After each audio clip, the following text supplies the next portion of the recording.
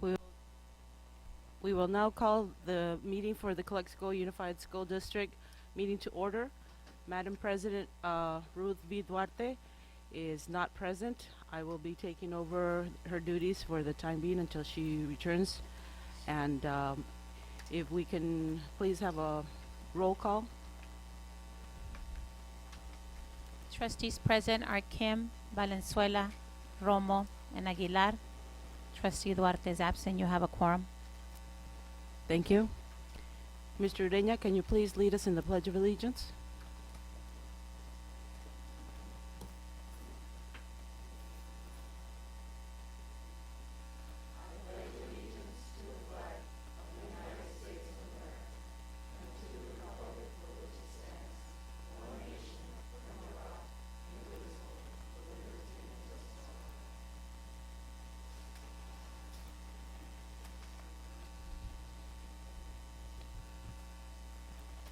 Thank you. Members, you have the agenda before you. Are there any corrections or what is the wish of the board? Is there a motion? Second. Motion by Mrs. Romo, second by Mr. Valenzuela. Discussion? Yes, I have discussions. Mr. Kim.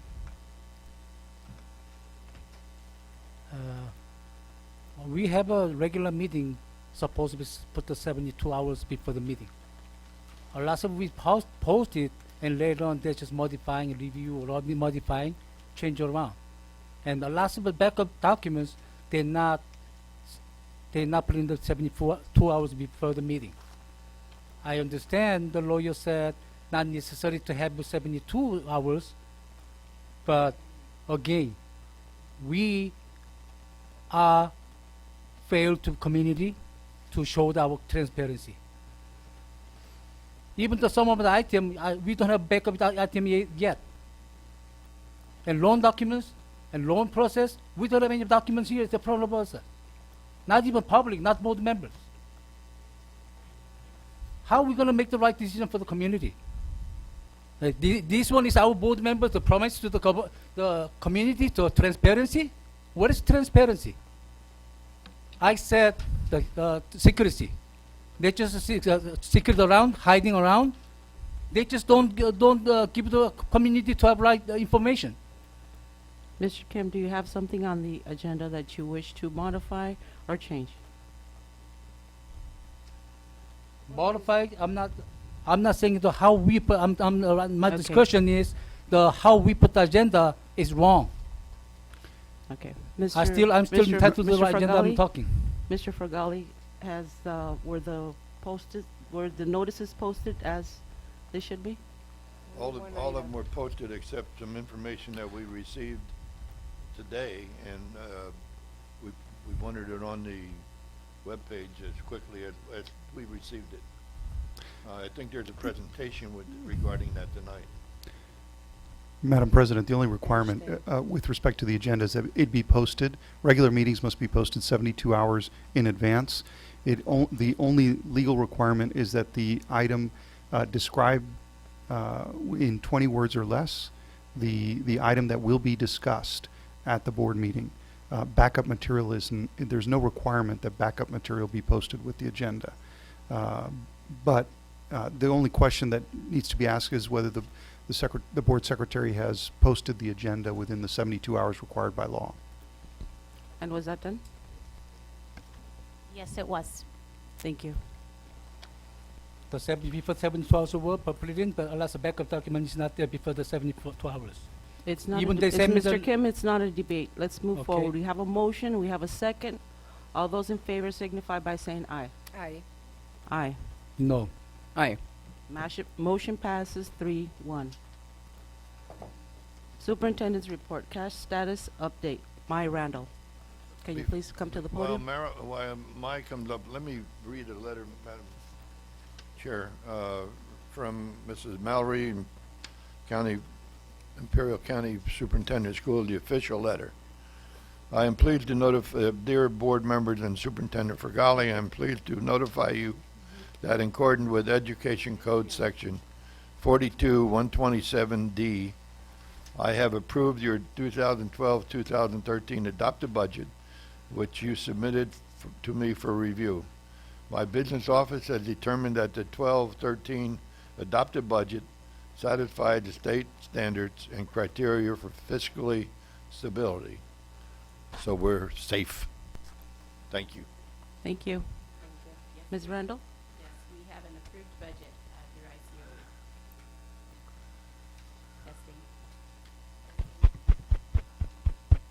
Testing 1, 2, 3. Good evening, board members. As per your request on our last board meeting, you wanted to know, since there won't be an updated cash throughout the up until June, I wanted to provide you with the cash balance as of today. And as of today at 5:17 p.m., our cash balance is a little over $10 million. That's what we have available in cash in the bank. And just so that you are aware, that includes the prior year June deferred apportionment, as well as a portion of our July 2012-13 apportionment. So that is our cash balance as of today. Board members, do you have questions? Starting with Mrs. Romo at my left. Very good. No questions. Mrs. Romo, no questions? No questions. Mr. Okay. Kim? Yeah, we have a $10 million for the budget, cash balance. But I don't see any, what's called the categorical fund in put it together. That's all a part of the general fund, which is Fund 1. Okay? And since this is all the cash in the bank, so it doesn't break it up by categorical funds. It's just what we have available. It's a commingling of the unrestricted and the categorical funds. This is our fund, our cash balance as of today, which includes unrestricted and restricted categorical funds. But why not this time they're not put separated? In the Like it cash, well, that's what that long sheet, if we're talking about the same thing, remember that's not going to be updated until we finish the year-end close process. So you'll So- have an updated cash flow once we finish, because we're still working and we're still posting in cash and moving and doing journal entries. So the cash will change from, program to program, and we'll have to book revenues and all of those things, which do affect cash. Yeah, but we're not requesting, again, we're not requesting about the end of your report. We were requesting the time of being every monthly basis, how much we have, how much we left, and how much we receive. The general fund and categorical fund supposedly separated like last time. That way we're gonna know how much general fund and categorical fund is left over with us. Right, and since we're working in the business department to still update through June 30th, you're not going to have a real accurate amount if the ending cash isn't correct, which would be your beginning cash for July. So this is the cash, which is what I thought we had talked about at the last board meeting, that you wanted to know the cash balance as of a particular point in time. So this is our cash balance as of today. Yes, I want information categorical fund as well. We And- used to have it, we have it, why not this time? I'm not asking whole year and closing the book. We were asking time by time, probably like a 12 or 15 of every month, that we have all the, whatever we money received, whatever we money paid after that, and also we have a categorical fund and general fund. That way we have, okay, this project money is how much we have right now, how much we balance. We don't have this on the hand ourselves. And again, Mr. Kim, that's all a part of the cash flow form, which again, it's not updated. And I think you need to understand that the general fund consists of unrestricted general fund and cash, as well as the restricted categorical cash. So this $10 million is inclusive. It's for both of them. That's what I'm saying. That And we the- have and $10 what million, I'm- we're not gonna know how much we have a general fund and how much money is a category fund. That's And- what I asked last time. You ignored my question or request. You just giving me the other answer. No, I didn't ignore it. I was very clear in the fact that we're still updating the cash flow form. And the form that you're asking for, Mhm. which breaks it down by the categoricals, which I provide to the board every month, we're Yes. not finished for June. So I can't provide you one for July because we're not finished with June as we're going through the year-end close process. And that was Yeah, but that what I'm was saying is stipulated. June 15 or June 12, whatever came out. I'm not asking the closing the years. I'm not. I'm That asking as a- Mr. Kim, if June I or may this interject, that was presented. You did present. That was the last one you No, presented, the last time correct? didn't It was, present it was updated through May because we're updated still through May. closing the books through June 30th. That is And you correct. won't be able to do it until you close It'll out be the a whole part thing. of the unaudited actuals presentation in the beginning of September. I think that's what was made clear at the last board meeting. And it's the same question that you asked then, and it's the same answer that she gave you last time, and it's the same answer that she's giving you Yes, again this but I'm time. not asking. I'm the not gonna question. belabor the point, Mr. Kim. It's not a debate. Well, I'm not debating. I'm Yes, you- questioning yes, why you- not giving me. No. You were provided an answer, the same answer that she provided So last you want to make the meeting. decision I'm not without gonna debate information. this. Let's move forward. Mr. Thank you, Board members. Superintendent? Thank you. My first item is regarding a contract that Mrs. Duarte recommended to me. I have talked with the people from it's called California Consulting. What they do is they write, their whole job, or the whole business is writing grants. They have different options. We can either do a retainer. If we do a retainer, it means that they will write as many grants as we ask them to write. That's one option. Another option is taking a percentage of each grant that they write, but they'll only write 2. And then they have a third one that's way out of line that we wouldn't consider. And it's still, when Mrs. Duarte gets here, she'd like to speak to it, but she wanted me to mention it. Last year, this consulting company received, where they worked and were able to get over $4 million worth of grants. We talked with the city today regarding possibility of the pool. That's one of the grants that they could possibly write. We will, as I said, Mrs. Duarte wants to speak to it at the time, but she wanted me to mention it. We were asked what the process was for starting to bring staff back, which we're requesting that you approve for tonight up to approximately 25. I think we're asking you for 27. Our process is that for the elementary, for K-6, it's strictly by seniority, through the seniority list. From 7-12, it's seniority by program. For example, if we're going to bring back 3 math teachers, we would take the 3 senior math teacher. That's the process. I've got a question. Go back to when you're talking about seniority. When the layoffs were issued, they were issued by particular kinds of service seniority?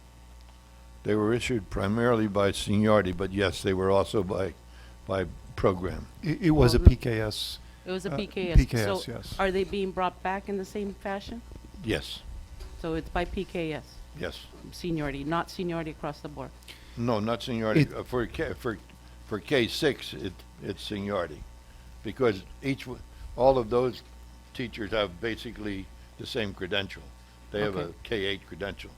The programming is from 7 to 12. Okay. That's more, okay. Okay. All right. The next item is pre-kindergarten. That was a question that was brought up, and I'm asked Maria to share with the board the pre-kindergarten. Okay, the update for the transitional kinder program. What I'm passing out to the board members is that on the board meeting of April 19th, brought just as an information item, that we would be having the transitional kinder program for the 2012-13 school year, if that was what the state was mandating. And at the time, the state still hadn't clarified whether or not we were going to be obligated as a district to actually have the transitional kinder program. I believe in late June, it did come across to us that we had to have it. And just as a reminder, the transitional kinder is not necessarily a preschool, but it's a 2-year kindergarten program. So with the purpose of the first year of the second year of the 2-year program is the transitional kinder part, and that first year would be for students who are entering kinder having reached the age of 5 between November 1st and December 1st. And as the years progress, next year they would move it up from October 1st to December 1st. Then the year after that, they would move it up to September 1st through December 1st. The whole goal is that by the time that children enter kindergarten, they should have reached the age of 5 by the age of September in order to be in a regular kinder classroom. Otherwise, they would be in the transitional kinder, which is a 2-year program. And so what we presented as information in April was that we would have the program dependent on the amount of students that were registering or enrolling in the program. Currently, we have 49 students district-wide that qualify for the transitional kinder. 6 of them are west of Imperial Avenue, Highway 111, and the balance are east of that boundary. In order to try to keep it as balanced as possible, we opted for the school site to be Rockwood Elementary School, with one full-time equivalent serving a double session. It would be 8 to 11 or 8:15 to 11:15 or 11:30 for the first session, and then the teacher would take her lunch, and then she would have the PM session. She would also have, he or she, doesn't have to be a she, but he or she would have a second, 2 paraprofessionals in the classroom with her or him. At this point, we have staffed that, or have offered the position to a teacher who, based on an HR recommendation that she needed to be placed in a K-6 assignment, she was given the opportunity to request a school site and grade level. And, after meeting with her, this was the position that she opted for at the time. Thank you. Thanks, Maria. So I have a question for that. Yes, sir. That should we hire more teachers, or current teachers we can handle this one? She is one of our current employees, yes. No. So I That's mean, not okay. all these programs. I'm talking about all these programs. Can you repeat her? She didn't understand your question. Yes, was transition kinder. Do we have obligate to hire more teachers, or whatever we have teachers, they can do this job? Because we can have more extra time. We have a teacher that is on our staff now that will be teaching it. We will not go outside to Yeah. hire, no. So we don't need to have a more staff, which is a staff of whoever This right is- now we have number. can This be is enough one to of the do it? staff members who was not laid off, No, who Miss- needed to be placed in a position. Hmm.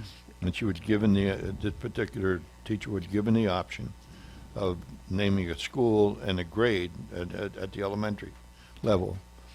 After discussion with Ms. Ambrose, she opted to select with the transitional kindergarten. So that's where she wanted to go, and that's where we placed her. Yes, so my Uh, question Mr. was again, Okay, Mr. in Kim, order I'm to sorry. cover all the district, don't we need more teachers or not? Do we need For the more? transitional, Yes. no, We don't just need the one. We just need one teacher. so- Right, we have 49 students, but they're half a day each. Okay. thank Now, you. if the number of students increases and we exceed the numbers allowed by the ACT contract in the regular classroom, then we would have to seek, putting another staff member in addition to that. And then at that point, we would probably have to decide whether or not we would have to place a transitional kinder classroom at another school site, you know, to balance it out as well. Okay, thank you. So that one teacher will cover, I'm sorry, if I may. So Yes, that sir. one teacher will cover, one full-time teacher will cover the morning session and afternoon session Yes, sir. with the Okay. 49 students. Yes, and should the numbers grow in that, because my executive assistant has told me that we have gotten more calls of people interested in the transitional kinder program. So if their children meet the requirements of transitional kinder and the numbers do grow, then we may see ourselves in the need to fill another classroom at another site Okay. for transitional kinder. There's Maria, also, pero it's a new position, no? It's for the. well, it's a new position because we've not had it before, but we're filling it with one of our staff members. Yes. It's correct, is it? Yes. There's one caveat that we don't know I'm not sure we have final decision on that. Dr. Spencer, do we know for sure? There's some talk about having to charge the parents. Not for that. Okay, all right. I stand corrected. And yes, and to clarify what Dr. Spencer was saying, that transitional kinder does accrue ADA for the district. Thank you. And Dr. Spencer, you had a response for Ms. Aguilar's question to you.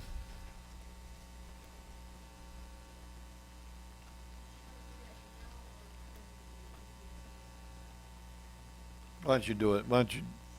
Go ahead. You want to do it now? Let's do it now.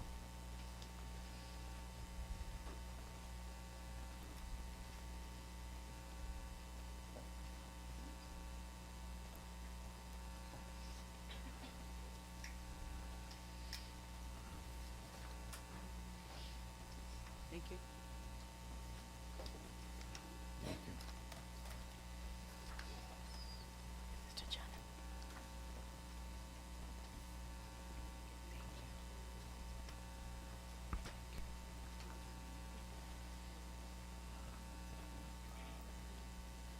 Good evening. The question that was asked was about the Easy SES software program that we had been looking into. And Ms. Aguilar had asked if we had looked at any other companies. The dollar amount that we had was low enough that we didn't need to go out for bid due to regulations. But we did go in and look at 2 other companies that offer the same service.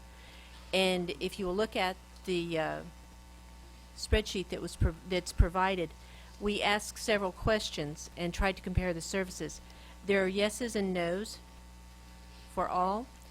The yeses that were important to us, the Easy SES company met. Oh, I'm sorry.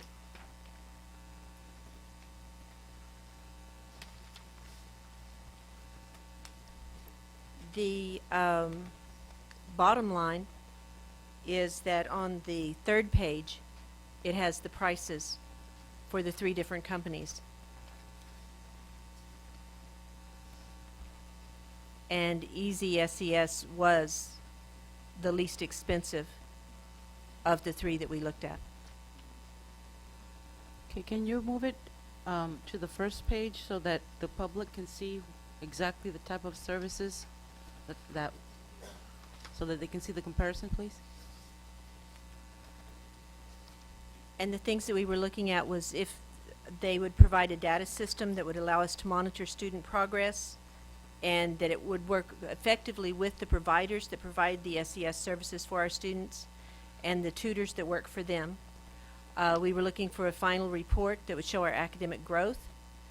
And the main thing was we wanted to be able to evaluate the effectiveness of the different service providers so that we can make information available for our parents so they can make an informed decision. They're dedicating a lot of their children's time to this SES tutoring, and we want them to make sure that they're getting the most that they can get from it.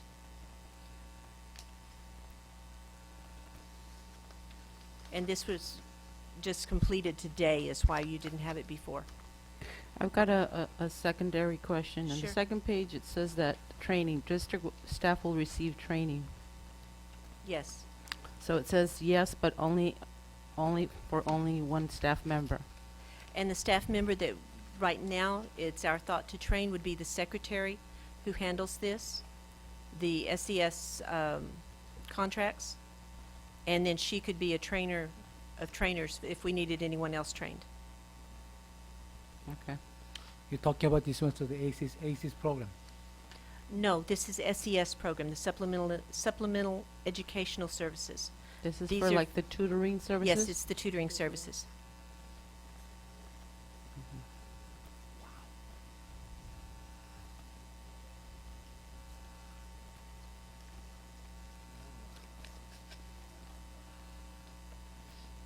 It's not an action item, just a Just report. Information.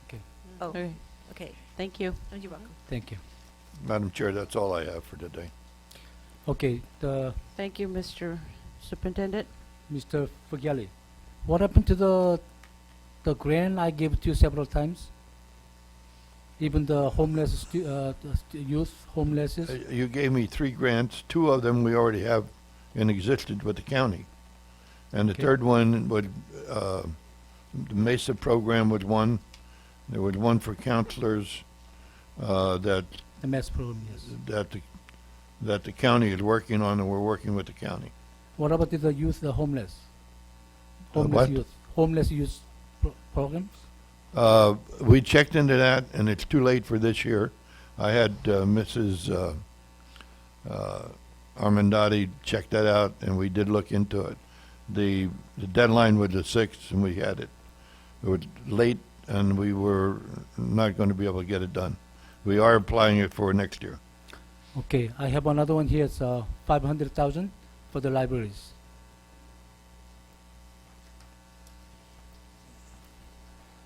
That's where with the company that we're talking about can do all of that work for us. We don't have the staff to write many grants. We have a project coordinator. I should be able to do it. We have someone in the charge, and then we cannot make the grant. Then what are you going to do it? That's a topic we could put on the agenda, Mr. Kim, if Okay. you want to make that as part of your closing comments, to place it on the agenda for discussion. Okay? Let's move on to presentations. Dr. Fagali? We have a new PhD on our staff, Dr. Mario Martinez, and we have a certificate for Mario. And Ms. Aguilar, if you present it, please.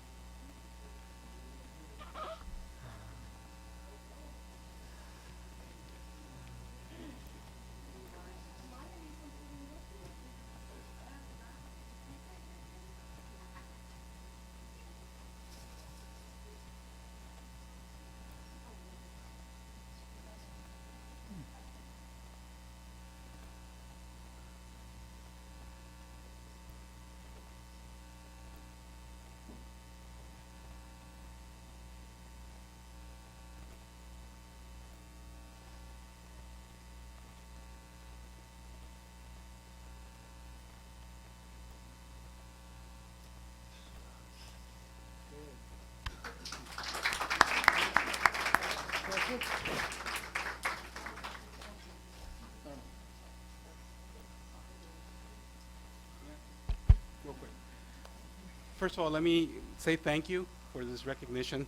It's been a couple of years since I started this. This is my second attempt to get my doctorate. And as my family knows, it's been a journey, okay? And I could not do it without their support.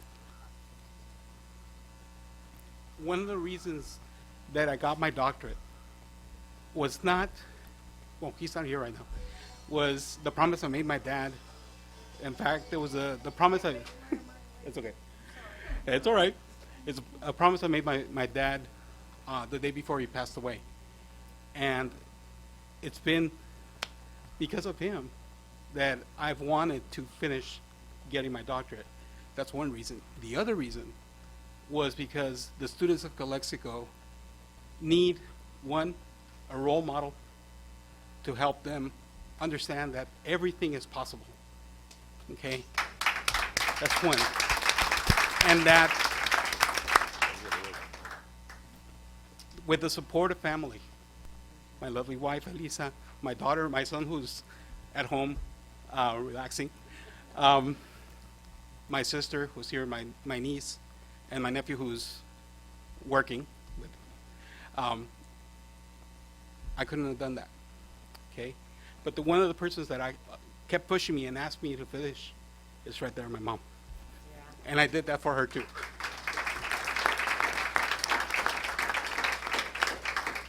The other reason is because I want to help the students at Calexico. And everybody who knows me knows that I've always, in the years that I've been teaching, I've taught my students not just chemistry and physics, but to be successful. And what better role model could I be that I finished my doctorate and was able to tell my students, if I can do it, you can too. And that's why I did it. And I want to thank all of you for recognizing me tonight. Thank you.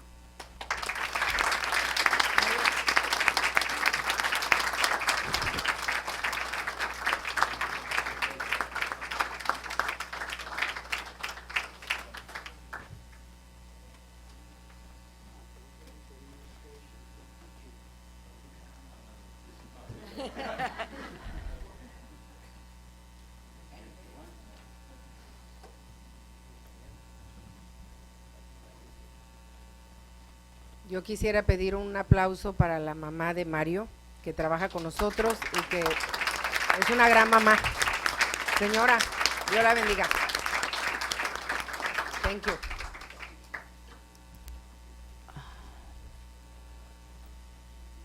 I just want to share that I had the pleasure of working with Mario at the high school.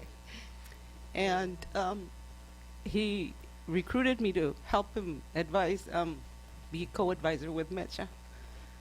And a lot of the times you encouraged me to finish my education, so thank you. And we'll see you around campus because you'll be teaching there. Awesome. That's awesome. Yes, Mr. Martinez comes from a very hardworking family, a very humble family. I had the pleasure of growing up with right around the corner from them. And it's a pleasure to always pass by Mrs. Martinez's house, Mrs. Mom Martinez, when I go visit my own mother. But you know, Mario has gone through so much in the last few years, from the unfortunate passing of his father, and you know, the highs and the lows that he went through. It's just tremendous, you know. And I can vouch for the fact that all along the way, he's always attributed to his family, to his parents, to his upbringing, knowing that his siblings, and I know Leo's not here right now, but you know his sister and his brother, and always giving so much credit to his wife Elisa. You know, he really did, Elisa. I mean, I sat through some classes with him, so you know, he's just a tremendous person, and the beauty of that he holds within his heart is the best, and he's a great friend.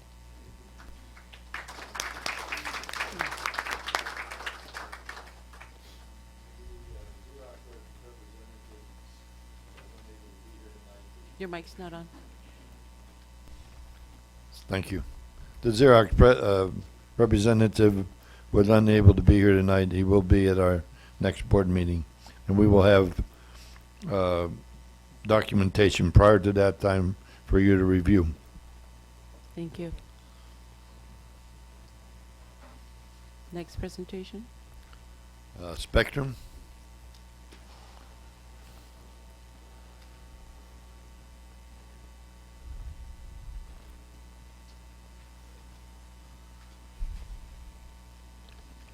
Hi, good evening. Fernando Zavala, representing the Public Spectrum. Along with me, Honorable, Along with me, we have Antonio Maldonado out there, which is the audio video projects manager. And we have Fernando Cardenas out here, who's our technical master.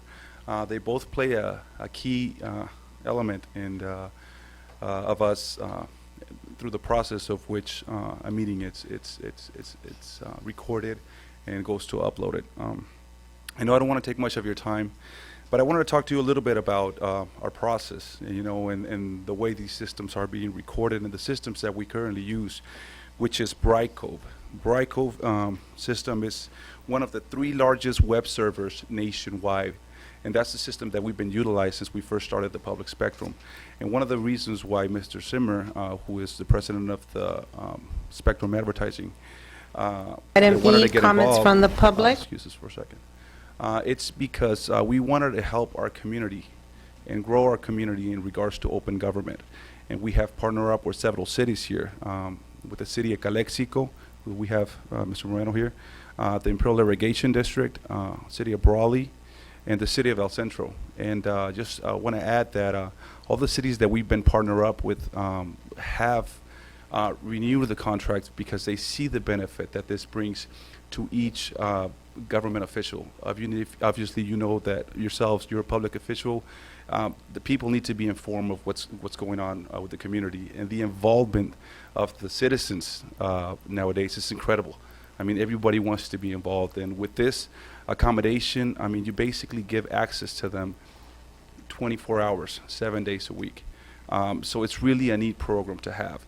One of the things that we wanted to do is maintain the cost down. We realized that, you know, times are hard. So one of the things that we wanted to do with this new, still using Brightcove, it's synchronize our meetings through Brightcove that has a system to sync through YouTube. This is not necessarily, this meeting is not uploaded to YouTube. It's through Brightcove, and Brightcove sends it to YouTube. Why? Because we've realized that people are getting involved nowadays a lot more. So what happens with bandwidth, we get charged per bandwidth, so basically per megabyte.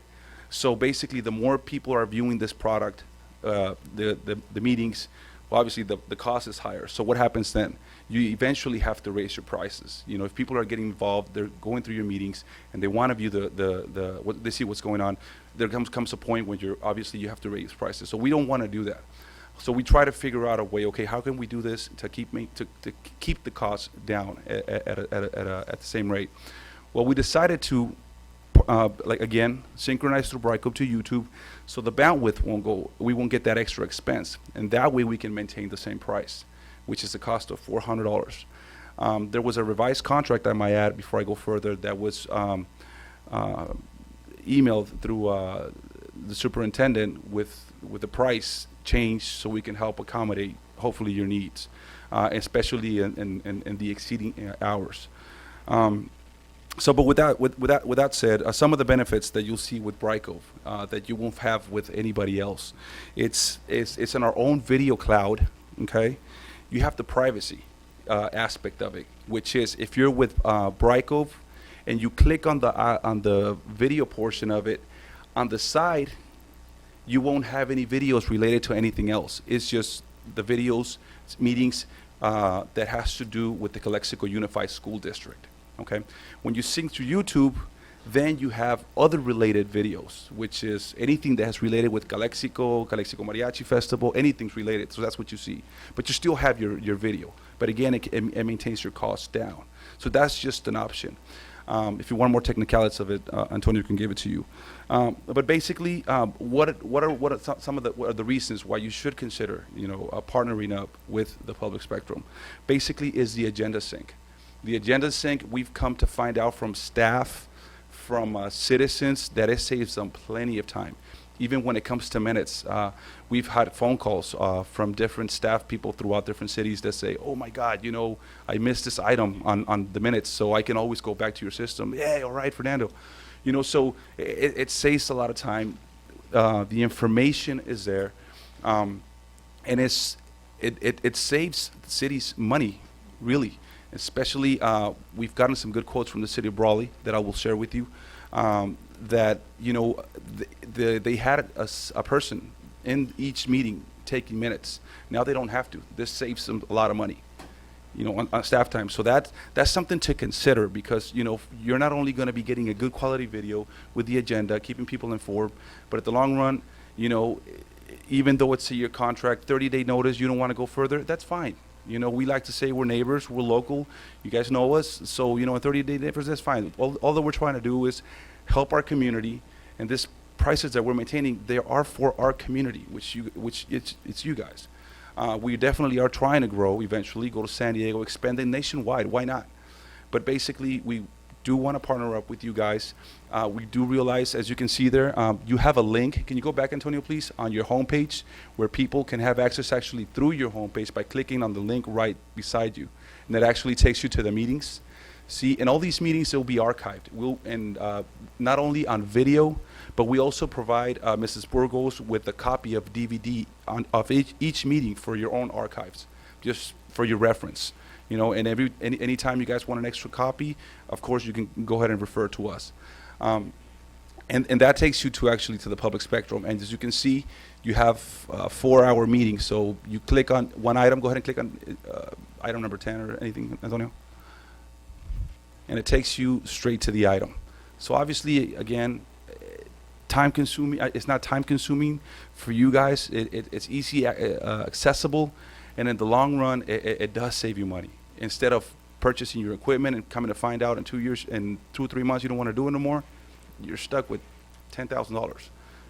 So I highly encourage you, and feel free to please communicate with other council people, especially with the IID directors and just staff. I mean, how pleased they are with the product that we want to partner up with you throughout the year, and that we truly believe in it. It's not only us, and also citizens do believe in it. So, it really is a process. When it comes to, it's not just recording the meeting and uploading it to YouTube. There's a lot more components to that. Especially when it comes to encoding, and it's just a lot of time consuming. So that will be off your staff's plate, and that will be our duty to make sure that you have a good quality video at the end of the day. Thank you. Thank you. Thank you. Thank you so much. Hey, Fernando. FRC presentation? Mr. Fragani, what's your recommendation? Well, I wanted to wait, not during my superintendent's report. I think our next step.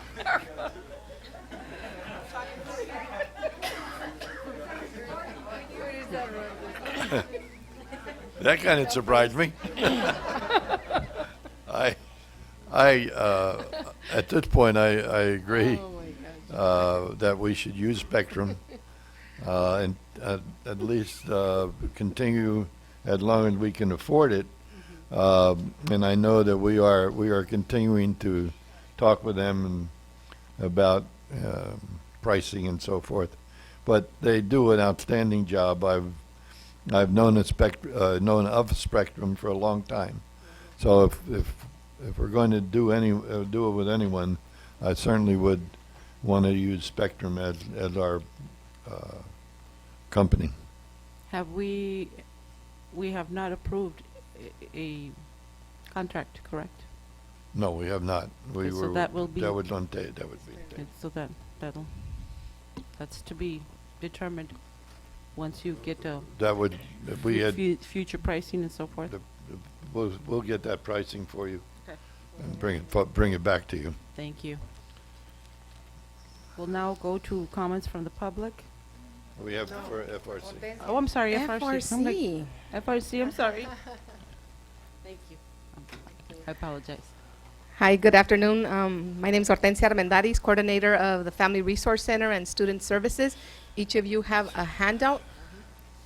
If you wish, I could also email you the PowerPoint. So it's a little bit larger, so if you want to see it on the screen. I'm going to walk you through what the Family Resource Center is, some of the agencies that we have, and some of the services that we provide. The Family Resource Center is at 604 West Birch Street. It's behind Mains Elementary School. To the district, it's the Family Resource Center, but to the community, it's La Trailita. Everybody knows us as La Trailita, because it's a little trailer that's out there with a lot of services. What are our goals and our purpose? to identify areas of needs and coordinate services for students and their families. Another thing that we also want to do is to assist the individuals with resources to produce productive outcomes, not only in school, but also at home and in the community. And how do we do this? Through an intensive collaboration and effective partnership with agencies and other service providers. And you'll understand this a little bit more when you see all the agencies that we have at the Family Resource Center. And who qualifies? Anyone that lives in Calexico, any student, any family. And to tell you the truth, if anybody else comes knocking on the door, you know, from Heber or anybody else, we don't say, you're not from Calexico, we're not going to help you. There's no fees involved. There's 2 asterisks on the bottom, and I'll tell you a little bit more right now. It's for behavioral health services. There are fees involved, but I'll get to that right now. Okay, for part of Calexico Unified School District, what is it that we're going to offer? And I'm going to say what are we going to offer versus what did we offer last year, because last year we didn't offer the anger management classes due to our budget crisis, but we should be able to do that this year. So we will offer anger management classes throughout the school year, and we offer those on the west side of town, east side of town. We are also going to continue offering our parenting classes on a monthly basis, and that doesn't mean once a month, because some months we could have 2 or 3 classes going on, but we will continue that this school year. Something new that I'm going to be involved this school year is Plazas Comunitarias, and that is going to be elementary and secondary education for adults. What's going to happen is that our parents are going to be able to go through one of our classes and receive a diploma from Mexico via the Consulado Mexicano. So we will be offering that for our parents. Our parents will be able to receive, like I said, a primaria certificate and a secundaria certificate. That is something really, really exciting that we're going to continue to get this off the ground. Another thing that we also have at the Family Resource Center is we help out families with Healthy Families and California Kids. That's health insurance. So we help our families make sure that there's no reason why no student should have insurance unless parents are really well off and they decide not to have insurance, because we have Medi-Cal that they can apply there. They have Healthy Families, the income is a little bit higher, and for California Kids, that's an insurance for all students that don't have a Social Security number, and we know which students those are. And that's a foundation, that's not government money, so we help our parents go there and we help them through that process. We also assist our foster students and our foster families, making sure that the transition from wherever they were at is really smooth, making sure they get into school, get the appropriate classes, and our foster families, we're always making sure to providing them with guidance and trainings, anything that they need. Another thing that we also do at the Family Resource Center is we assist the homeless students and homeless families. And Mr. Kim, right now you had asked about the grant. And the grant proposal, I did receive it last week. And you know what? And I was willing to work on it, even if it was due on Monday the 6th. But I would have had to register 2 weeks prior to that. And that's why we weren't able to get that off the ground this time. So what is it that we do for our homeless students and homeless families? And yes, we have them in Calexico. And I don't know if a lot of people don't know that we have homeless families, but homeless families, according to the McKinley-Vento Act, is anyone who is doubled up, tripled up due to an economic hardship. And we have a lot of those families in Calexico, that we have a lot of families living all under one roof because of economic hardship, and those are families that qualify for homeless benefits. And we also have students that are really on their own. Every single year it seems that I get a senior that I help out. And we help out with transportation, we help out with uniforms, school supplies. And this year, it was really, really emotional to help one student, where we even got her a $4,500 grant to go to UCSD. And I'm gonna ask Norma, don't even look at me, because I've talked to her about that one. So we do a lot of stuff for our homeless students. Another thing that we also do, and not enough, I think, is for our pregnant teens and our teen parents. But we do help out making sure that our pregnant teens are receiving, the medical care, making sure that they have the insurance, starting them with the parenting trainings, and most of all, making sure that they continue their education. We do a lot of community outreach, events, anywhere that there's an agency that's having an event. I always make sure, invite the FRC so we can tell them what services we have. And we do a lot of referrals to a lot of agencies throughout the valley and if needed out of the valley. There at the FRC, we also have lots of clothes. People already know us. They donate clothes, and they don't donate the furniture there because I don't have room for it, but they already know. They call me, do you have a family that needs a mattress, couch, or anything? And right away, we link families to that. Okay, here's one of the agencies that we have is Behavioral Health Services. I don't know if you know that we have a full clinic at the FRC. We have child psychiatrists, we have therapists, we have a nurse, case managers, and they're available to provide treatment, assessment, and crisis intervention to children and youth at the community, for the community.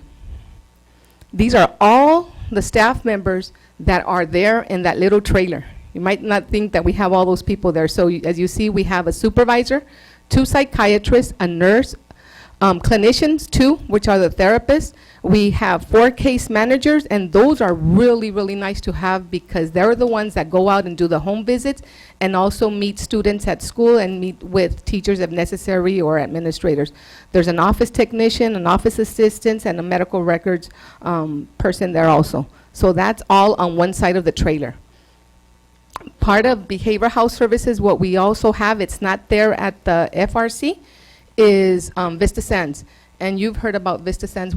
We talked about Vista Sands last meeting, and that's hosted at Kennedy Gardens Elementary School, and that's for all our students here at Calexico Unified. We also have alcohol and drug prevention or intervention programs. Right now we have them at Calexico High School, Aurora High School, Enrique Camarena Junior High School, and pending is the approval of Willie Moreno Junior High School.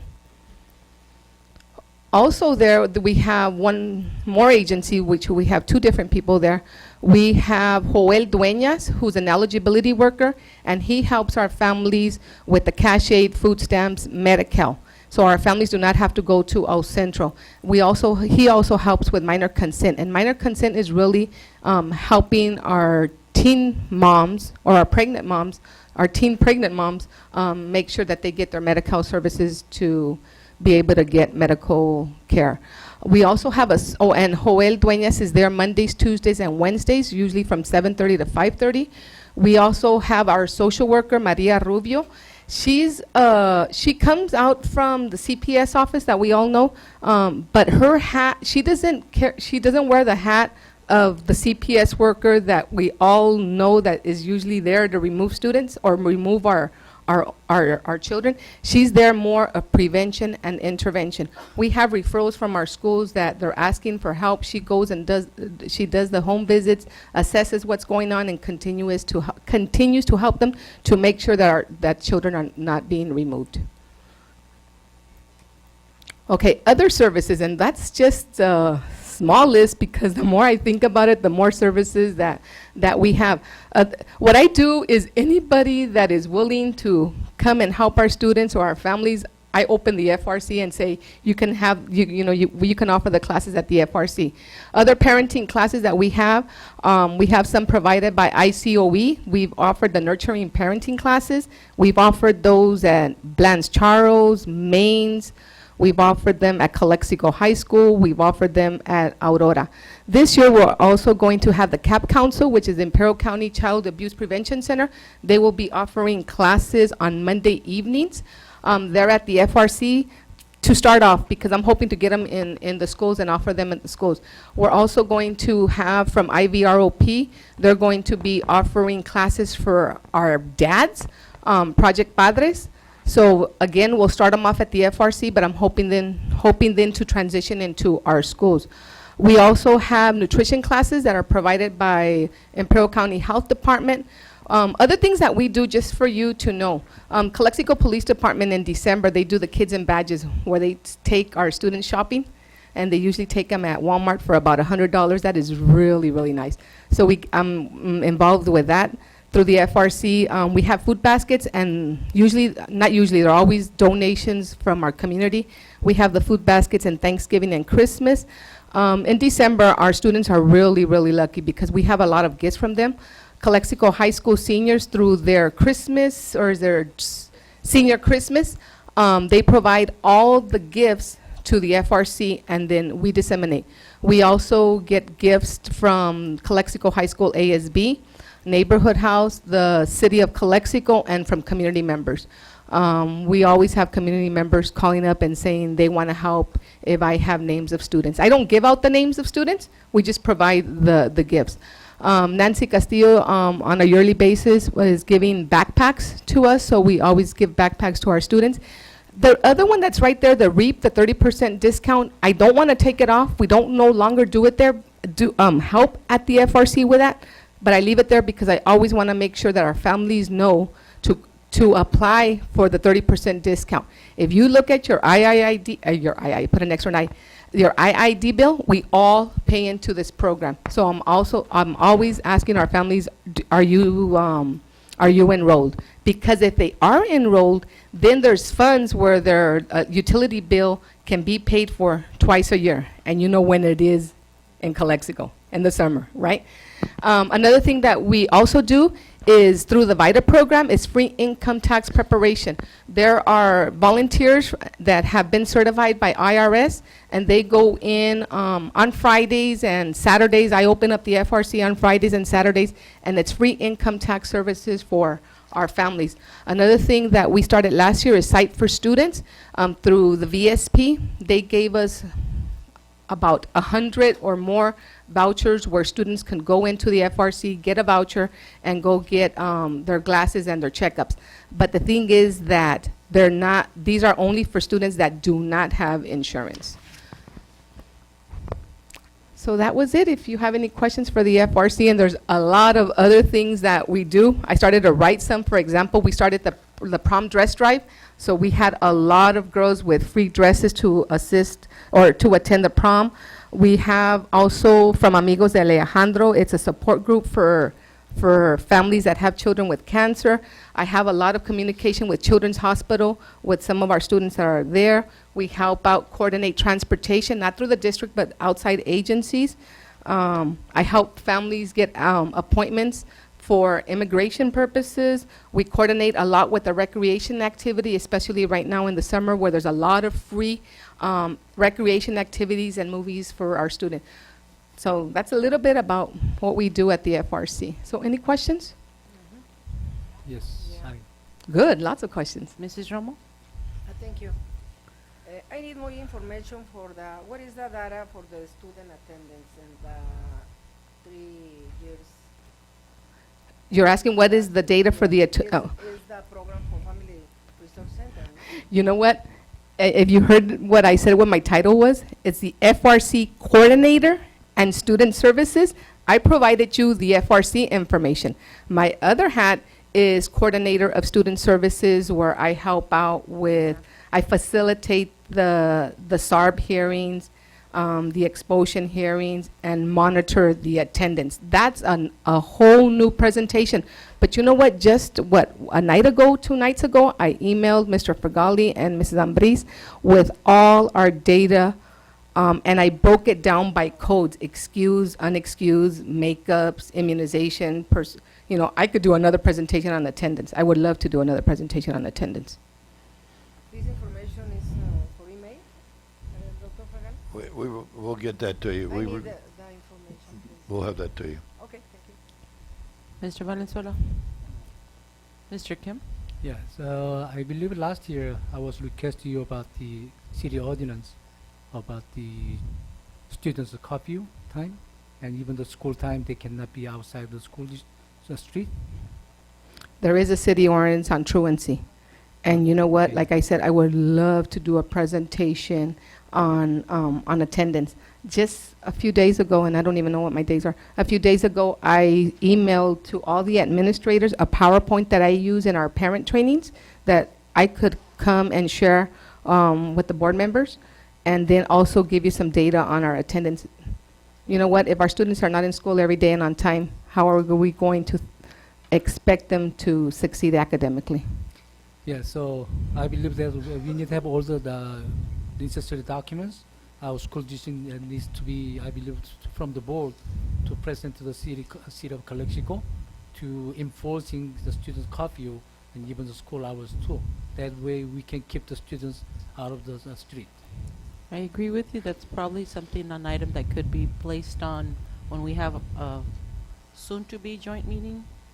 Mr. Moreno, if you could take it to your colleagues and With regard to the truancy, you brought that up a couple of months ago. can you come to the podium, please? Thank you. Ms. Aguilar, there's going to be a joint meeting. We've had it, I think, twice in the That would be past. perfect time to present that. The presentation, I agree. Just for your, John Moreno, just for information, we did have that brought up at the last, about a month ago, with regard to truancy when they had the walkout. Apparently, the city is not going to enforce that municipal code because the district attorney will not take the cases. So unless Chief Nujar and I guess the school board or us, the city council, get together and talk about ways that they can do that, unless the district attorney starts taking the cases, it's just futile. It's a futile attempt to stop, to charge them with truancy. Okay, but I think it would be a good idea to bring it up when we get together. Yep, it's a Thank good you. discussion I point. will say that our SRO do as much as they can with that. Well, maybe we need to find a way to do it differently and take Okay. advantage of that. The other question is, do you work with the California Children's Service? California Children's Services. That, if I have it right, that's another insurance that will help our families? Yes. Yes, yes, yes, I yes, mean, yes. What I got this information through the friends. Any family annual income should Yes. not exceed the 40% of the medical bills, the 40% of the annual income. If they exceed the 40%, they step in to pay the medical bill. I think on her case, she's just paying $1,000 for all the medical bill. We work really, really well with our eligibility worker who helps our families with the Medi-Cal. Yes. And when he sees that they do not qualify for Medi-Cal, either their income is too high, he will refer our families to us so we can help with the Healthy Families or California Kids. And we also then provide information to our families with the CCS. That's why I slowed down when you said the whole name. I'm used to CCS. Yes. Mhm. So those kind of information I think is good to publish to the community so they know what they can have a benefit. I believe that a lot of people, they don't know about that, and sometimes they're making more than some certain amount of the money. They believe they don't get any service. But in the child case, they have another way to get this covered by the medical bill from this kind of program. So That's a good the point. FRC to bring all those kind of benefit, or especially to taking care of the children, to make the little flyer send to home to make sure to everybody knows they can get some help. You know what, we've done that in the past, and that's what we can do this school year. I was going to share with you a brochure that I have, but after I started to work on the PowerPoint, I said, no, you know what, I'm going to convert the brochure with what I have on the PowerPoint, and what we can do is make sure to get that brochure, it's in Spanish and English, out to all our families. And a lot of our families already know that we exist, and once you help one family, then they spread the word, and we have so many families going to the FRC for services. Yeah, I think especially college school, lots of family is in issue right now, and they don't have medical, and they don't have insurance neither because their income level is different, or they lost job. And what I try to also do is go out to the schools and provide this information to the staff, and that way they can provide the information to, I provide the information to the staff, which are our teachers, and they can provide the information to our families. Okay, thank you. Thank First you. things, one thing I know, I heard a lot of you doing good for the children. Thank you. I love my job. Thank you. Thanks, Ms. Thank you, I do Hortensia. have a question in regards to the parent training. So is the parent training going to be similar to how it was when it was in place, where it's going from at the 6th grade level, at the 8th, and at the 8th grade level? I am so glad that you're asking. Right now, board policy says it's a mandated 4 hours of parent training for our parents in kinder, 6, and 9. What I'm hoping to bring back to the board is that we have the parent trainings kinder, 6, and 8, because those are our transition years. So just to keep it there on your mind that I'm hopefully going to bring that back, and hopefully you'll approve that instead of 9th grade, it's 8th grade, because the parent training for 8th grade the parent training for 9th grade is a transition to the high school, but 9th grade, they're already high school students. So hopefully we'll have it in 8th grade. And we have excellent attendance. Okay. Excuse believe- me, yeah. I still had some questions. In regards to the new project that you said you were talking about, the, Plazas comunitarias? yes, Mhm. it's elementary and high school certification. Right now, Are it's elementary and junior high, secondary. elementary and junior high. Uh-huh. Okay, and so are those going to be housed in the schools, or are we looking towards placing it in the community? A little bit of everything. Or I'm hoping to be able to house in one of our offices. I mean, one computer, two computers, because all of this it's two. It's web-based, and it's also going to be direct instruction.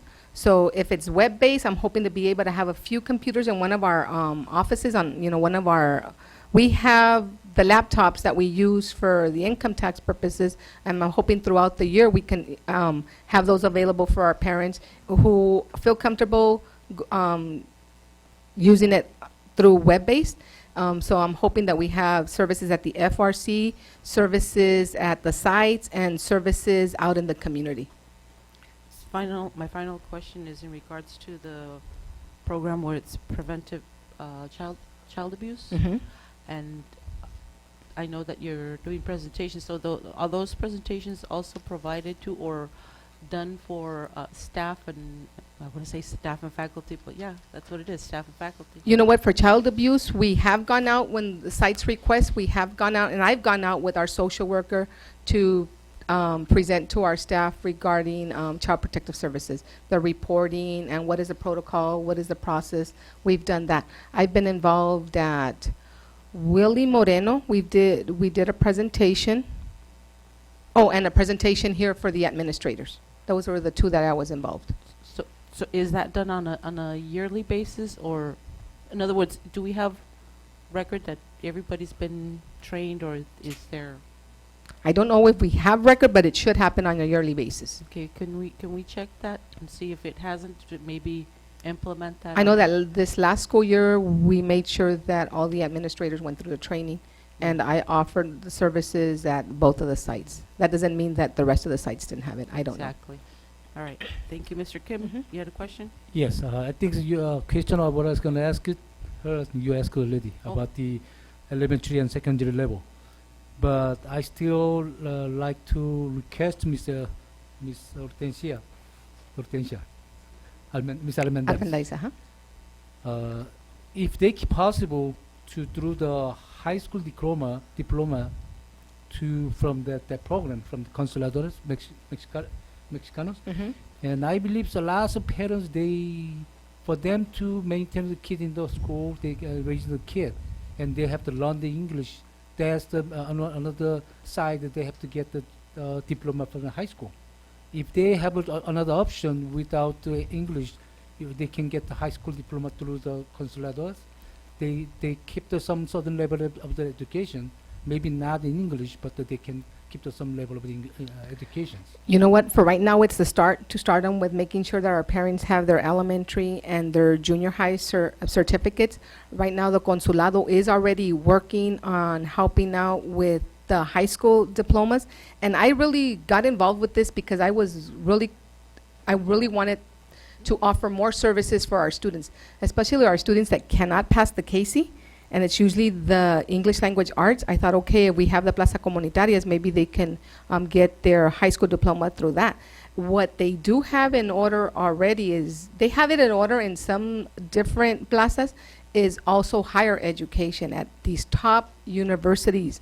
So right now, we're going to start with our elementary, secondary. Hopefully, then we'll continue with the high school, and also having our parents register online on these top universities in Mexico. And I'm working really close with the Consulado. They spent practically a whole day in my office with some of our staff there, letting us know about all the services that they have there, which is so many services that I was not even aware of.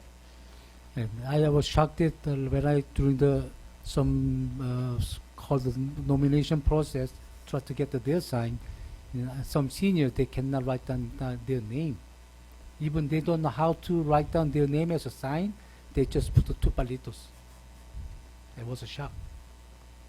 You know what, and if we can help them through the plazas comunitarias, I mean, if that's an extra service that we can provide for them, why not? Yeah. So what they're saying is that they never been in school for the support the families. Yes. Thank you. Thank you. Thank you, Mr. Armendariz. I just want to thank you for all you do for our community. I wasn't aware that your plate was so big. It's humongous, but I love doing what I do. Thank you very much. Basically, how many employees for Family Resource Center? Wow. If we go back to the chart, let's start with behavioral health, because those are the most. No, for Calexico. Unified. Unified School District. Oh, how many Is staff? Maria and you? Oh, for the school district, who works at the Family Resource Center that is paid through the school district is myself and Maria Bravo. Oh my gosh.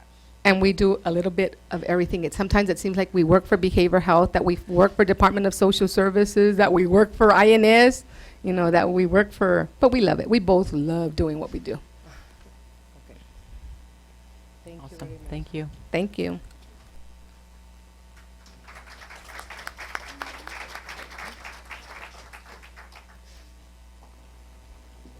Does the board need to take a break, or you want to move forward? You're good? I'm good. Okay, let's move forward. Comments from the public. I have Marcia Bauk.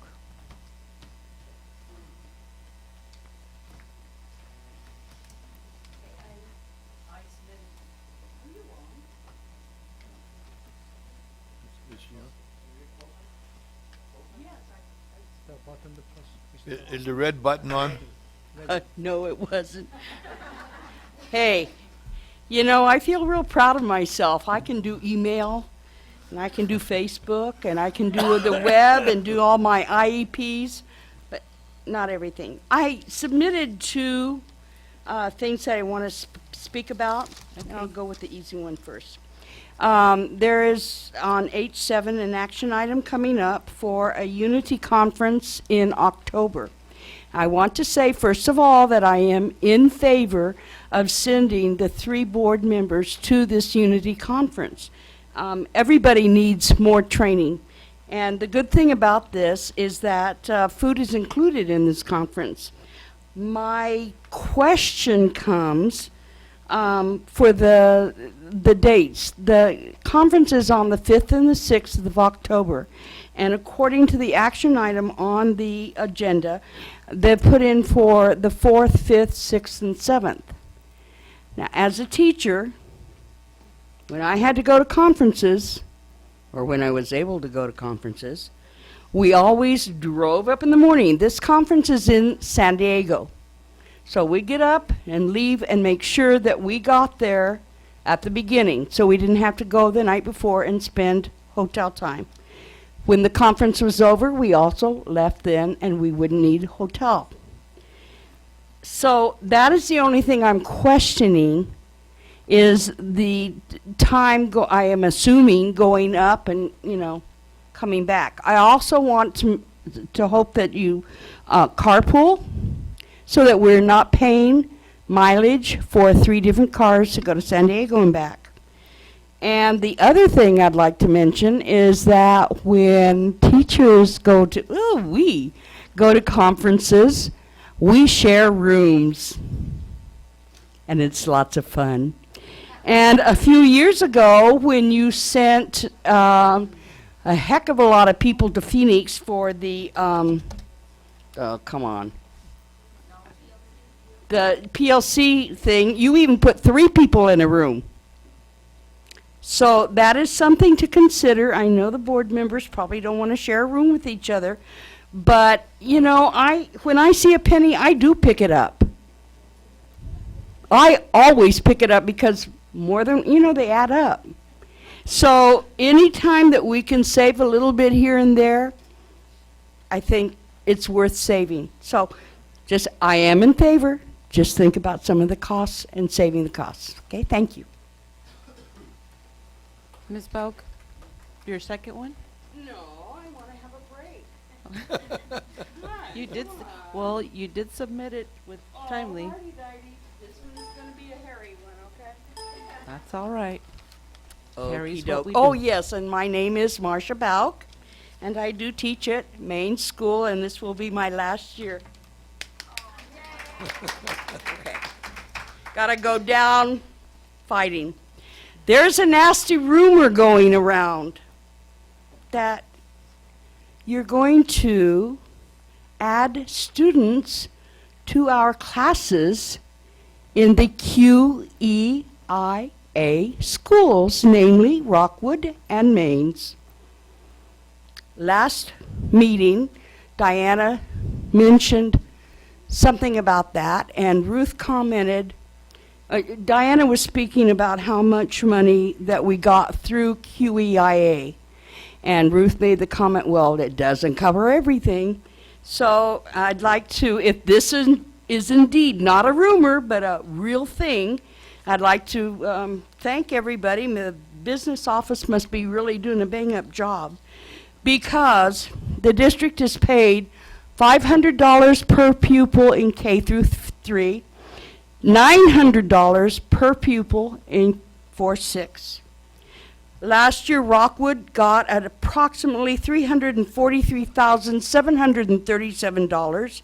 Maine's got $227,853 for a total of $571,590. That's a lot of money. I was under the impression that in order for you to increase class size in the QEIA schools, that a waiver had to be presented and gone before some state of California school board. Thank you. I've never seen it appear on the budget, on this board agenda. And if you do increase the class sizes, then I guess we have to tell the State of Education School Board that you're not playing fair? I don't know. I want you to think about what impact this will have on the kids. We've improved every year. We're two of the schools that have made improvements.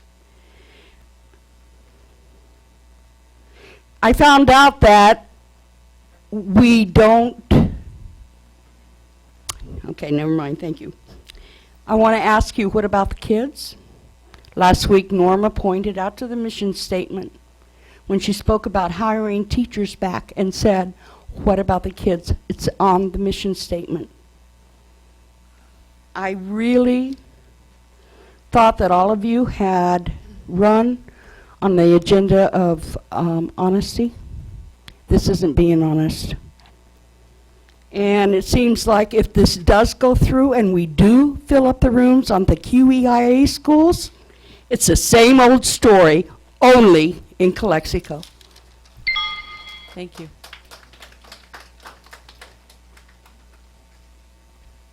Leti Vizcarra?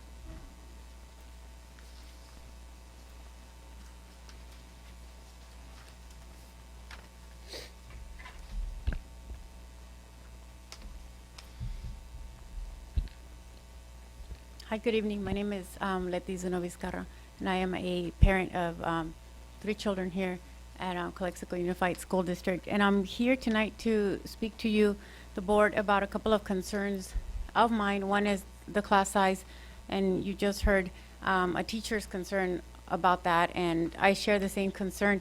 Very quickly, I'll share with you, like I said, I have 3 children. One in particular has always needed extra help and has been provided that very graciously by her teachers, and she's thrived. She'll be in 6th grade this year, and really I think we've all seen, and I can cite some research for you and statistics, but I won't bore you. I'll tell you a little more personal, that I believe that getting that attention has helped her to be as successful as she can be so far. And of course we help her a lot at home as parents. But I'm here and I ask you as a board to consider the success of our children. We talked, Ms. Ambriz talked about transitional kinder and how that's being seen all across the board as something fundamental, something really important for kids before they get to kinder to be successful. And if we hone that, if we hinder that by down the line filling their classrooms, we really lose what we started before kinder. We're putting so much effort in getting our kids going when they're 4, so that when they're 5, they're reading, and by the time they're maybe in 3rd grade, their reading level has increased so much that they're really learning different concepts. I think I read very recently that they're talking about teaching algebra or some concepts of algebra at kinder, and I think that's great, that's excellent. But I really believe that we're going to hinder that if we do increase our class sizes considerably. But I'm here also to talk to you about a quote that I read in our newspaper recently. Mr. Fergali was quoted as saying that we're going to start the year off with substitute teachers. And that concerns me. It concerns me a great deal. I'm concerned for my children. I'm concerned for all of our children. One of my children, for example, is going to be a senior this year, and she's slated to take several AP classes, and my concern would be that she not have a substitute teacher for those subjects, that no children really should have a substitute teacher. It'd be really important for me to know how long we should expect to have these substitute teachers in place of a long-term permanent teacher. With consistency comes success. If children have a consistent permanent teacher in their classrooms, they're going to be more successful.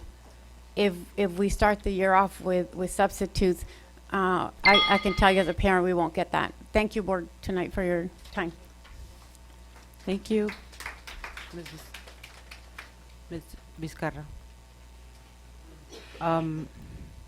Madam President has arrived. I'll turn over.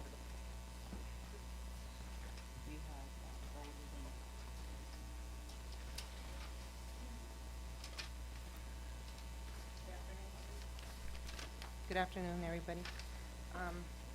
Next speaker, Raul Ureña.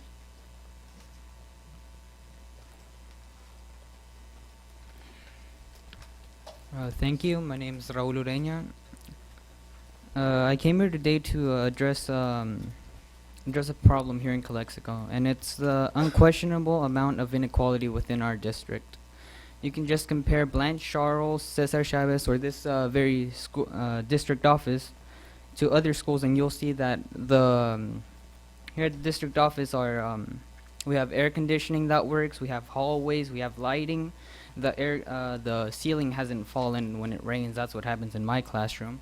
The floors are vacuumed. That's pretty weird too. It hardly happens. Now, usually parents want their child to go to good schools, and they'll request to be transferred to a better school, such as Cesar Chavez or Blanche Charles. But I find this insulting. The parents have to beg the school district to get into a school with an adequate learning environment. And I say adequate for the reason being that even the best schools in Calexico are still no match for other schools in the valley. And if you're still trying to find the answer to why that is, you need to look no further than yourselves and your mismanagement. This school district has a lot of money and some of the brightest minds, yet the students in this district lack support. We as a community can do something this November, this election cycle. We can vote these people out and get someone that will actively represent us, not the lawyer, not the superintendent, but us. And of course, to everything there's an exception, and here that exception would be Mr. Kim. He's a model board member, and I think it's time that other board members should learn from him. Thank you.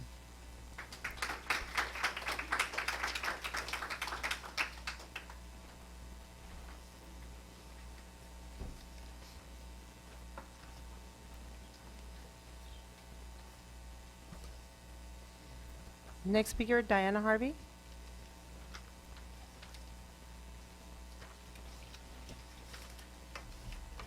Hello, my name is Diana Harvey. I'm the one of the officers with ACT, and I have a slate of things to talk about, but they've been mentioned. But the one thing that's pressing now is the pre-K class. The pre-K class was an informational item on April 19th, and the first time that I really realized it was going to come to fruition was when we heard that a teacher had been offered the job. Our contract doesn't allow the teacher to teach two half-day sessions. I taught kindergarten for 15 years in this district. We don't do it that way. each teacher gets one session and then helps the second teacher in the other session. And that's the way it works. That's the way the contract is. The class size is still for kinder, unless we want to sit down and negotiate it. The class size for kinder is 30 to 1.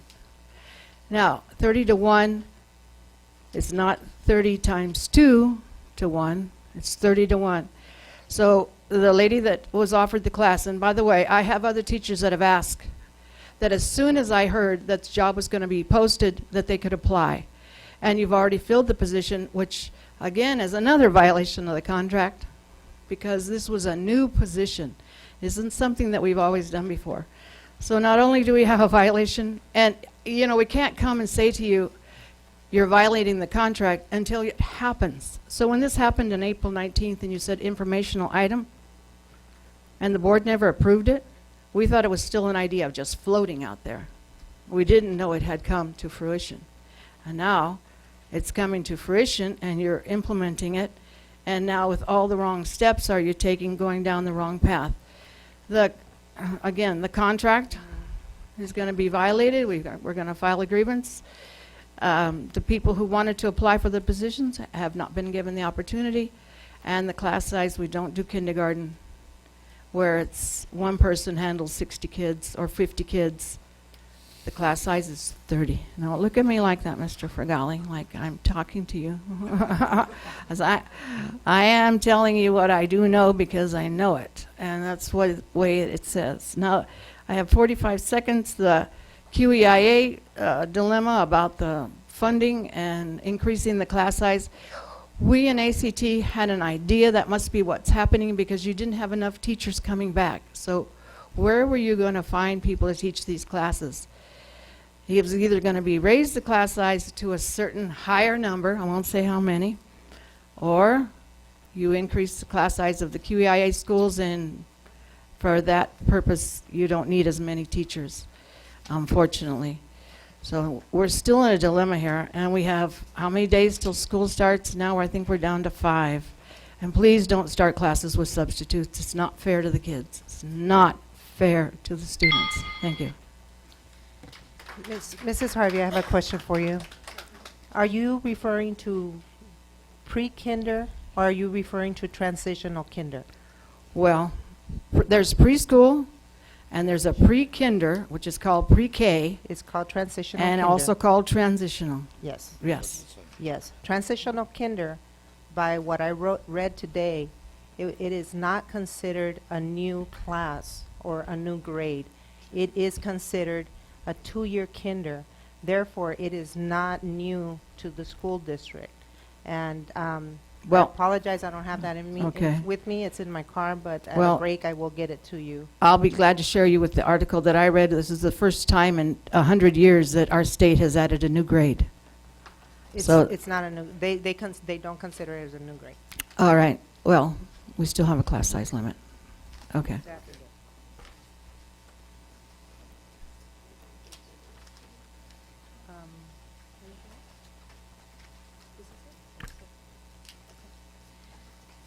Okay, we have no more speakers for comments from the public. Moving on to item G, board members' closing comments. 3 minutes, please. I will start with Ms. Aguilar.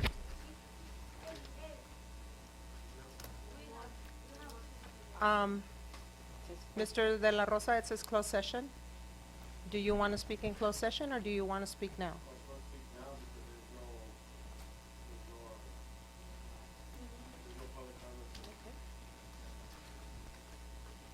Okay, so you want to speak, you can speak now? Oh, I thought you. Ms. Madam Urrutia, you President. have H4. Even though the item is not listed, anytime you take up a new item, you can take public comments at that item. So when you begin the closed session, you could take the comments then if you like. And that's when I was going to have her speak on the item on H4. But do you wish to speak now? Yeah?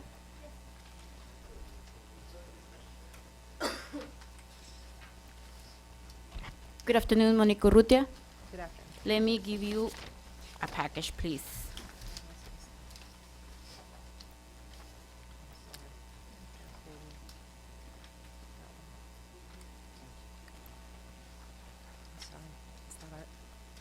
haciendo esto con esto.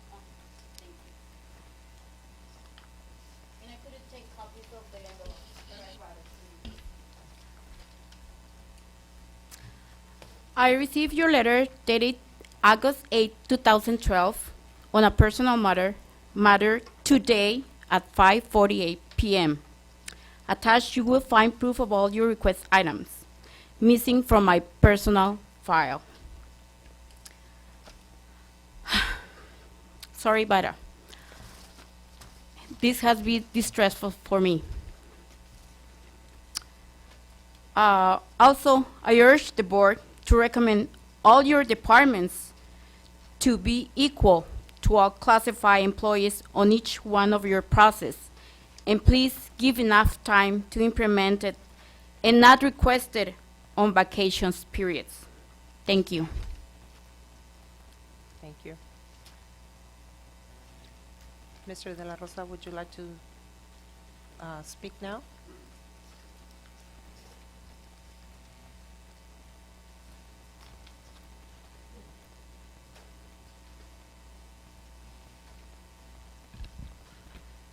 Okay, thank you, Ms. Duarte. Just to try to reiterate a little bit what Ms. Urrutia is trying to convey to you was what she presented to you was information that's been requested of her for the last month, and it's information that prompted the letter from the superintendent's office that Ms. Urrutia received, that you're going to be receiving today. Her request is that you put it together, or you look it over in closed session when you go in today, and consider all the documents that are there. The point that Ms. Urrutia was trying to make at the end was for the district to show fairness throughout all the classifications in regards to, or all the employees, in regards to when information is requested upon them, to make sure that it's not being done during vacation time or their off time. It was proven difficult to attain certain documents that were required of her, and included is the proof of the time of the year that proved difficult. Okay, so it's for your review. We understand it's a process, and Ms. Urrutia, I'd just like you to consider the paperwork she gave you. Thank you. Thank you. Chris.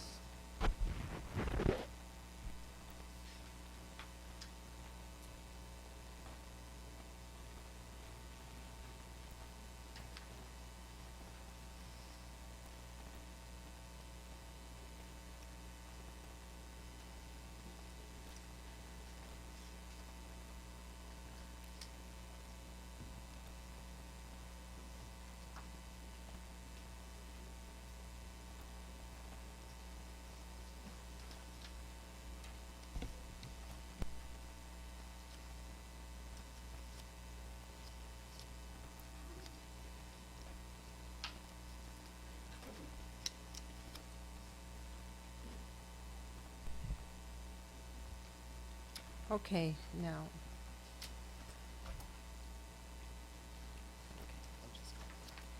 Moving on to item number G, board members' comments. Ms. Aguilar?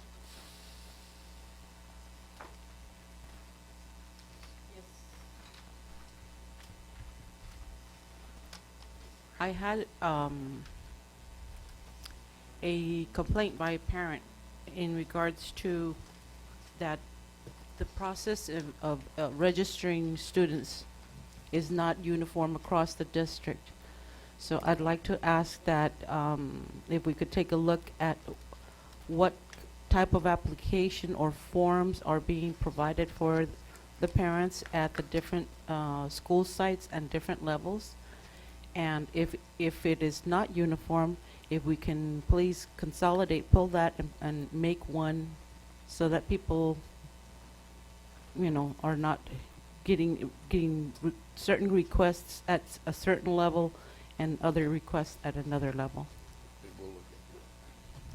That's what I have. Do you have examples? Well, the person was going to provide me with data, but, Document. you know, I had to come here. Okay. So what I'll do is whatever I have, I'll share with the rest of the board and forward it to the superintendent. So the packets that went out to the students are not the same? For example, the specific example that was given to me, that the one that's been handing out at Camarena is not the same as the one that's being offered or provided at Cesar Chavez, if I'm not mistaken. So my question is, what are we providing? And if we're providing the same thing at the elementary level, then that's what we should do at the middle school and obviously at the high school. Okay. Mr. Kim? Different for different levels. Oh, I'm sorry, are you done? You still have minutes. The only other thing that I wanted to share is that, well, in regards to, we had a presentation or an item that was touched upon by our superintendent in terms of providing or getting an outside agency as a grant writer. I believe that that we have effective grant writers from within our district, namely from our teachers, and even some of our classified employees have experience. I think that rather than looking out at an outside agency, we need to put a call out to people to see if they'd be interested in grant writing. And obviously anybody who's done grant writing knows that, you know, either a stipend or a subsidy of their job description can be built into that. Thank you. Thank you. Mr. Kim? Yeah, I think I gonna be echoed by Ms. Aguilar, and we have a lot of staff, and even last time board didn't approve the consultant. I don't understand why the administration keep trying to bring the consultant outside. If we do with our staff has more chance to learn and also more effective for our school districts. And I believe a lot of people they've been writing the grant, and in order to write the grant, they supposed to know all the basic of the structure, that understanding more for the using the data, so that they they can make the more effective grant, and that should be done by our staff, not to outside of the consultant or outside the people. And the other one is, I had a similar complaint from the parents. They were here at 4 o'clock at school district building to try to pick up the registration package, and the school district was closed, I believe Tuesday. So she couldn't get any, and she called the district, and there's no package for the registration. So I told her to come today to speak out, and I believe she didn't come. A lot of people, parents, they are discouraging to talk here, because even they talk, the board doesn't do anything, or they just like they throw the one small rock to the seas and does nothing. So we don't do anything. There are lots of people discouraged, or they just try to eliminating to how to talk. Yes, a lot of parents, they're not used to talk in 30-minute living here. When they stand up here, they're gonna be like shaky. Even what they write down, even they couldn't write, they couldn't read. And both has to be considered, especially when they coming the parents to when they come to speak. We have to be a little more generous to they're not skilled person to talk here. And also what they're saying is, when they come here to talk, they mean to something they need to talk to here. And please both consider on the facts, and also again the registration process, giving the hardship for the parents. It shouldn't be that. It should be very friendly to give the parents to easy to get the process gone. Thank you. Thank you, Mr. Kemp. Mr. Valenzuela? Yes, speaking of registration, I want to second what Mr. Kim said, and also I hope that this year registration process goes a little smoother than last year at the high school was a terrible mess. Seriously, I spent several hours just waiting and waiting and waiting, and I was very disappointed to see the process last year with registration at the high school in particular. I think we have staff there that should make it smoother for all the parents and all the students to be able to go through with registration, and especially parents. Some of us take the time to come and register our kids because we do have to provide certain documents, and we need to be there. Therefore, I think we should be able to make it smoother for everyone when it comes to registration at the high school. And I also I hear you know, our teachers addressing our board tonight, and I understand what you're saying. I understand class size. It's a big issue, and we're also doing our best to bring staff back. As you can see, we have some of the items on the agenda tonight, and I'm going to speak for myself, not for anybody else, but I am aware that we are in need of staff, and we are trying our best to bring teachers back. With that being said, thank you. Thank you, Mr. Valenzuela. Mrs. Romo? Thank you, Madam President. I want to welcome all the administrative personnel for this year. And personally, I want all the principals focus in the educational program and the master schedule too. And other comment is, I request for Mr. Moreno, please, the public needed information for all classes for adult school. And Lolita said I several calls for this program. Okay, is possible tomorrow, Mr. Moreno? Yes. Okay, and congratulations, good news for Dr. Fragale and the newspaper. Welcome again, the teacher for adult program.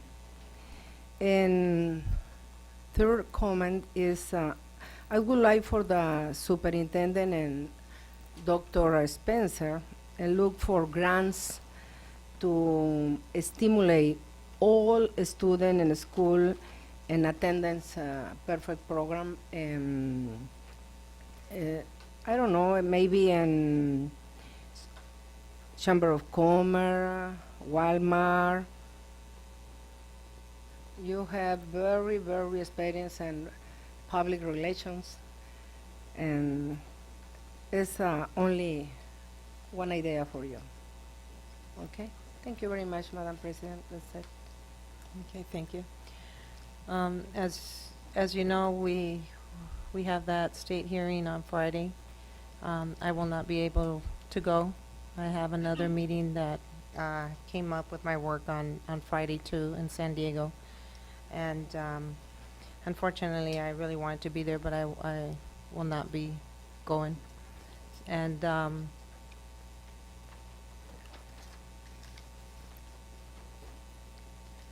forgot what it was. Oh, that's right. Norma Aguilar, can you sit in for me? Because I'm registered to speak, and you can sit in for me at the state hearing. I will. Okay, thank you. And I had one more item that I was going to share. I forgot. I'm sorry I'm late. The I had another meeting grant tonight. writing, were you want to speak to that? Was it spoke up? I brought it up wasn't- earlier Uh-huh.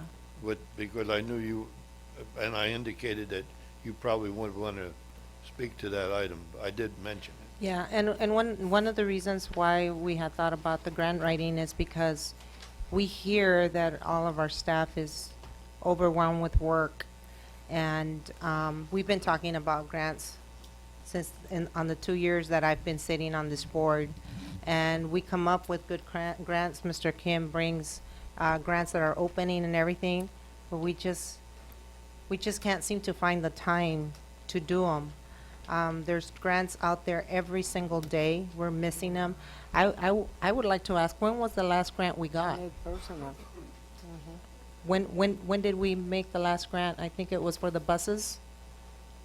That's right. And we have one. We have a grant now. Have we heard, Dr. Spencer, from IID? Oh, the one from IID too. The 35,000?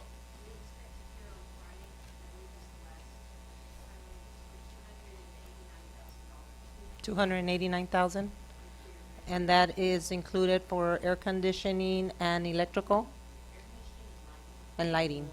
Okay, good. But we need more grants out there, and these grants were written up really fast. And the reason why the company interested me was that's what they specialize on, and they write grants on a daily basis. So, you know, there would be grants coming in for the swimming pool, for the football field, for the lighting, for the bleachers at the high school, for the bleachers at the football field.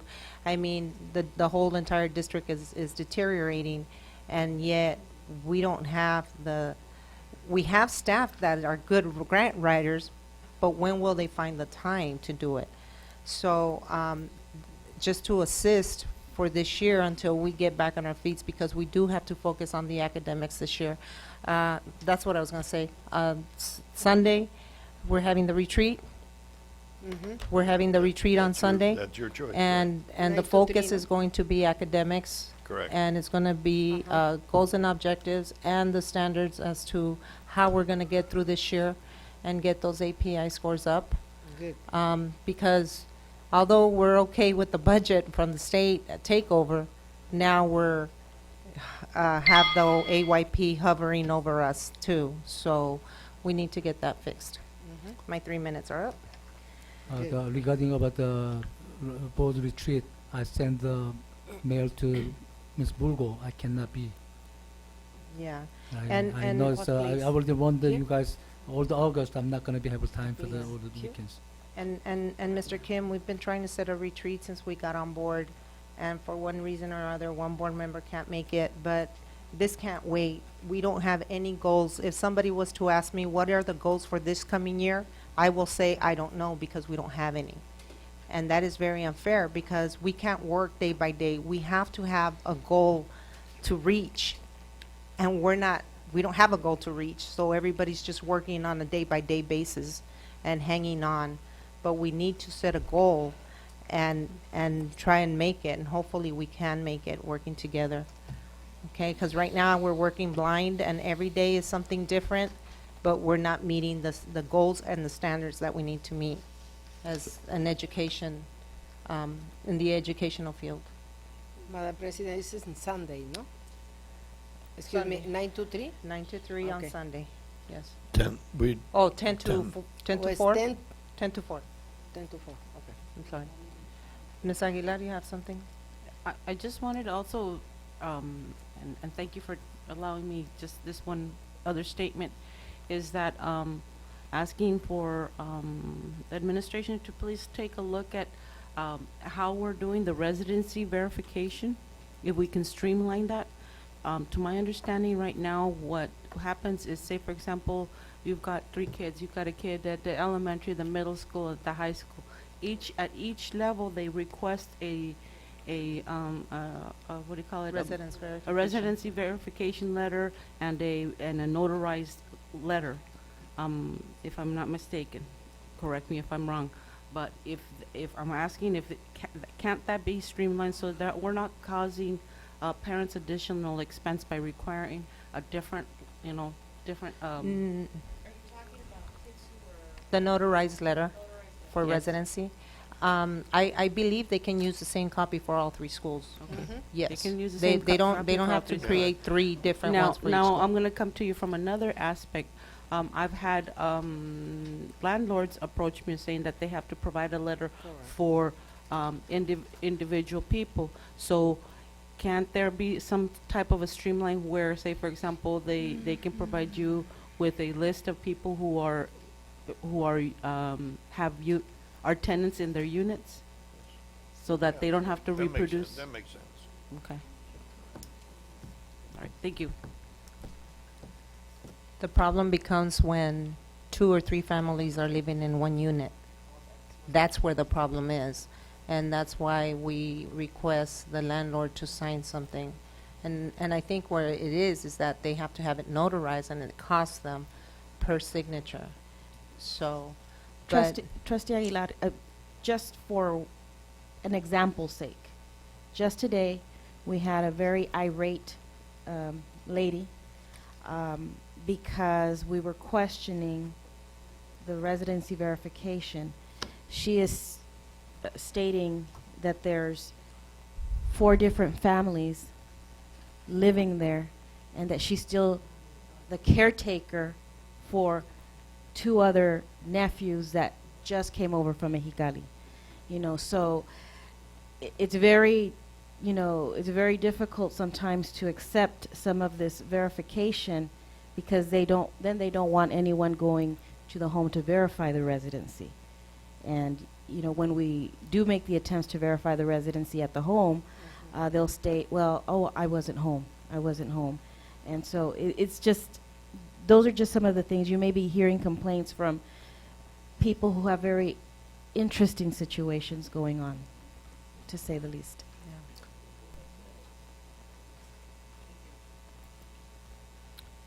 I know just about the residency.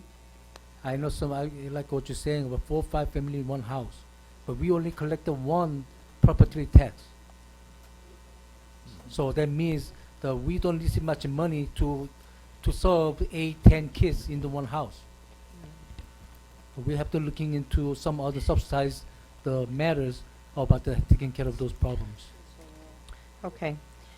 Moving on to item H, superintendent recommends approval for each of the following items, H1 to H10.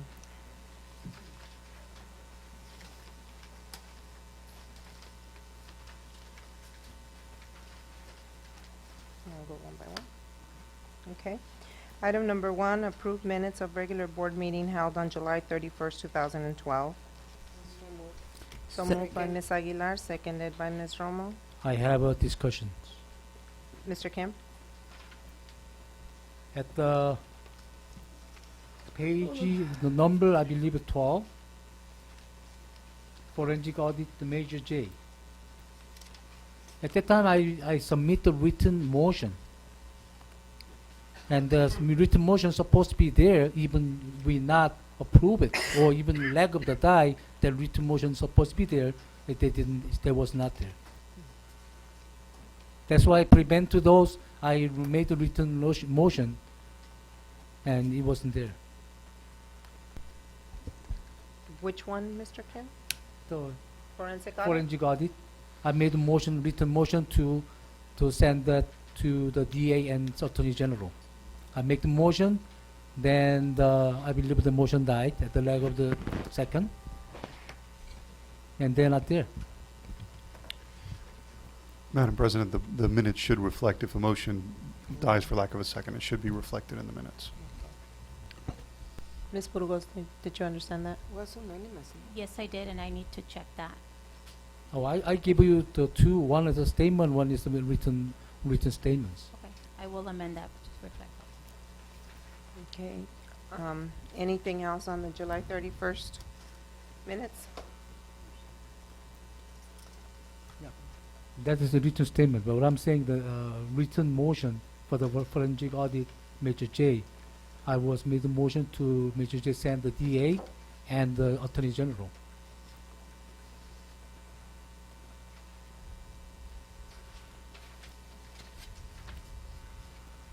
There was a question on the classified report. Was that changed? It was? Okay. Okay. So with, I have a motion for Ms. Aguilar, second by Ms. Romo. Motion with, I'd like to make the motion reflect that Verification. the minutes will be revised Okay. and Verification first. to reflect Mr. Kim's motion. Do you second that, Mrs. Romo? Second. Okay, I have first and second. All in favor of the motion? Aye. Aye. Aye. I'm abstaining.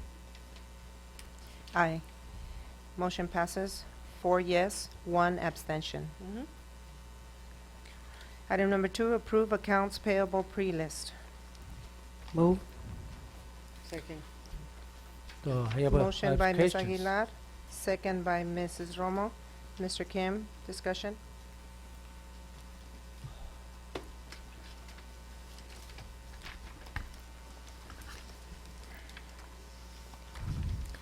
Well, unfortunately, pre-released I didn't get until now. The what's called the amend one. I'm gonna working with the old ones.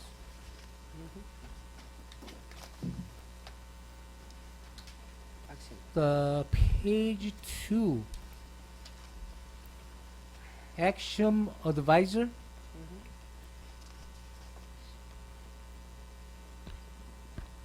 Why we needed this advisor, action advisor? It's a tutoring or? They assist with preparing our SARC report. Yeah, the SARC report is supposed to be running by the business department, isn't it? No. No.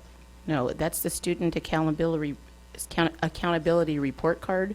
It has, we have functions in the report where we provide the data as how much money we've spent in unrestricted and restricted funds, but no, it's not a report that comes out of the business department. So we have to have a consultant to do it. Well, they assist with the preparation of the report, yes. So we cannot do that. Is other school Well, does it's the almost same thing? with the same, like we've talked about with mandated costs, you know, the manpower that we would have to employ many people to complete this report, whereas these folks do this for many districts every day. So it is more cost effective for us to use this company versus to try to employ many people to prepare this report. So we cut the employees to less manpower. Same time we contracting out our job to some other contract consultant. And it's a very specialized report too, Mr. Kim, so it's just not, it's not as, Okay, so Michael's final question for this is other school district also other school district does this one for the consultant or by themselves? many school districts use this company and other companies that also prepare the SARC reports. No, I don't care about the company. I'm talking about the service. Yes, absolutely. The Yes, other school they also employ consultants and this company to provide this service, which is preparation of the SARC. So it's, all of the school district. All the ones I they work hire for, the consultant yes, to do so. yes. Thank you. The same page. Calexico High School, the 021307, the second from the bottom. Mm-hmm. The catering service for the athletic during post banquet. We never paid. I believe we never paid this one. I believe the was called the boosters or high school ASB. They are the one funding and those. And how come this time we funding? I believe from general fund. Yes, it is a general fund expense, and you know the high school, they are given an unrestricted general fund budget as well, and you know they can spend that for those types of services. And they did contract the services of our food service department, and they're paying for the banquet. So this one money from the high school fund, not from the school district fund. Not from the district offices, from the school, from the Calexico High School budget. They are given a budget. It's from their site budget. Thank you, Mr. Valenzuela. Okay, and the other one is next in line, Calexico and revolving. We have a revolving fund about totally $7,900, about almost $8,000, without any reason.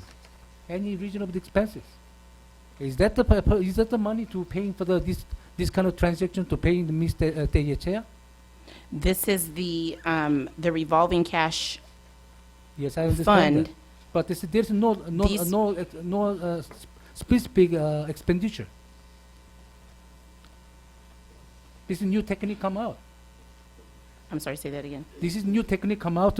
We're spending money without any explanations. Well, it's not, well, a lot of times, some of these expenditures are made because we don't have a district credit card. So a lot of times we have to be able to purchase supplies at the district, which is Yes, I again why understand we that. increased the But there's no petty there's no cash use last. it. There is no reason where or how. You know, I can provide you with this information because we do have all of the backup for, Well, for then all why of this. didn't You know, I'm provide not this? really sure why they didn't put Okay. a little bit more description there, but I will instruct the staff next time to be a little bit more specific. They have in a the $3,000. descrip- I don't know who received that money. Maybe Mr. Tellechea No, or someone else. no.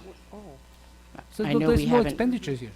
and I will provide the board with a list of everything there's- that was there's no- included there's- in this. Mr. Kim, she's going to provide with the information. Don't we have to have it right now, today, when they, If you'd like to pull when this they make it, payment, they're supposed to then- do it. Mr. Kim, we could have come into her office and asked. I cannot be in the office, my safety. I'm sorry, Mr. Kim, you're a board member. Yes, You have to come and conduct business here. I at the cannot come in district. here, or when they excuse us and make a story to try to sue me, I cannot be there. My safety is important. Okay, Mr. Kim, point you- taken. Let's move on, Mr. Kim, please. We're paying Yeah. for the video.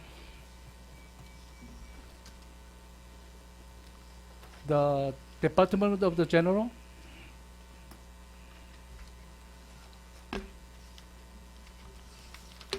Which page, Mr. Kim? page please? 4, in the middle. Page 4 of the 12. These were for this particular payment is for the administrative law judge services, which was a part of the hearings for the layoff process. Our portion. So from our Thank you, portion- Diana. Yes, the district's portion. And ACT also paid a portion of the bill. Thank you. And the other one is the same pages of El Centro Elementary School. Don't we approve not so long ago about this budget Yes, and this is for the coming school year. this coming school year? This coming school year. So- The one that we had approved was for It's very the late, 11, was a 12, late. yes. This was earlier. That is correct. Then again, this oneself is showing us El Centro as a better school district than us, because we have to pay them to get the service. Why we cannot do ourselves? What the Thi- last thi- time was this last is time was not- they this they is- telling me This is not a service from the El Centro School District. It's being bought.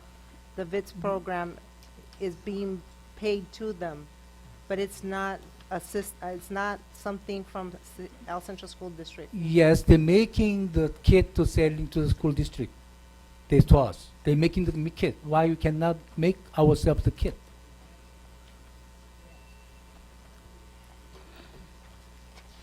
And the other one I see that still the Eddie Cole Associate again, $9,000. Wow. We still paying them for the facility again? That's part of the Jefferson, It's for the Jefferson it says contract. GE. Part of Jefferson. So which is how many bills we left to them? I can't answer that, Mr. Kim. I don't know offhand. As long as there's projects that they're working on, I can't answer that either, Mr. So Pirelli. I feel like we are golden goose for them. The next page,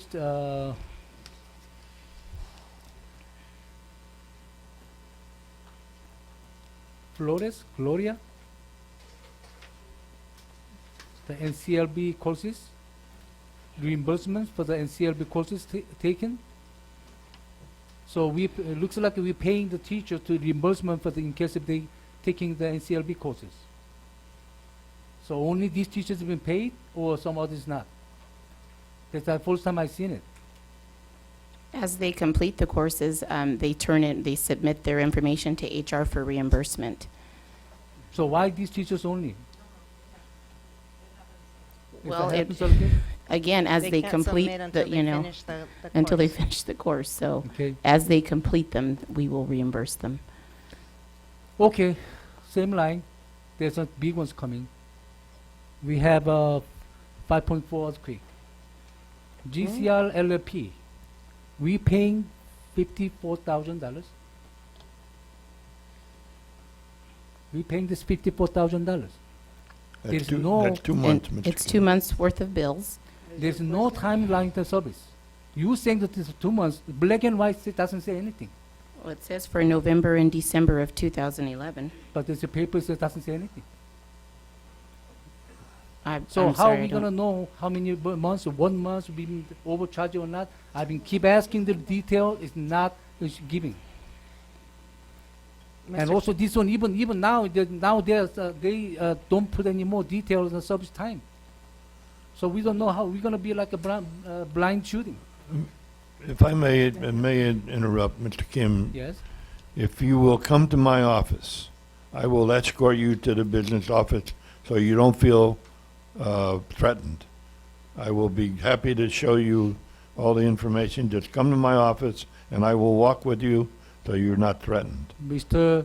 Fagali, I am talking about the public information. This one's supposed to be a public information, is not details there. How are we gonna do this one? This is our transparency to the community? Mr. Kim, there is no detailed items on each item. Even not 1 month's service, they're not there. So we don't know how 54 million, not 54 millions. They could get used to millions. $54,000. And we don't know until 1 month's bill or half month's bill. Now they're saying 2 months bill. Mr. Kim, excuse me, speak for yourself because we do know what the billing is. We do come and see the billing for each of these items. Excuse me, that is public information, has to be, let the public know. This is a This- ongoing conversation. On This is an every single ongoing month. argument every single month. Let's move forward.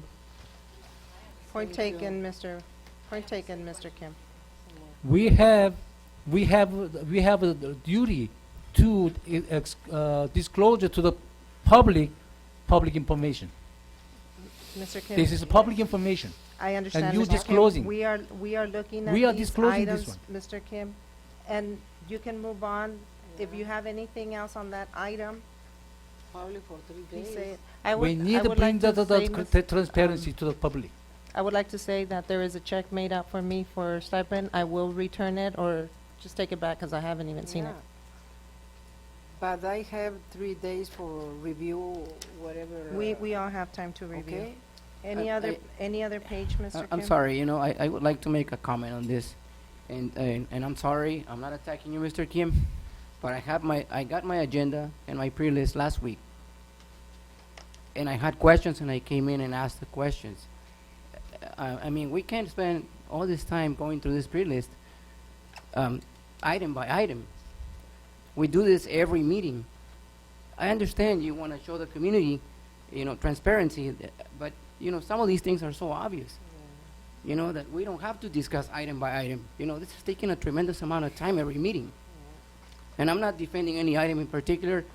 And today, please do not accuse me of defending a lawyer, because I'm not defending a lawyer today. Yes, you do.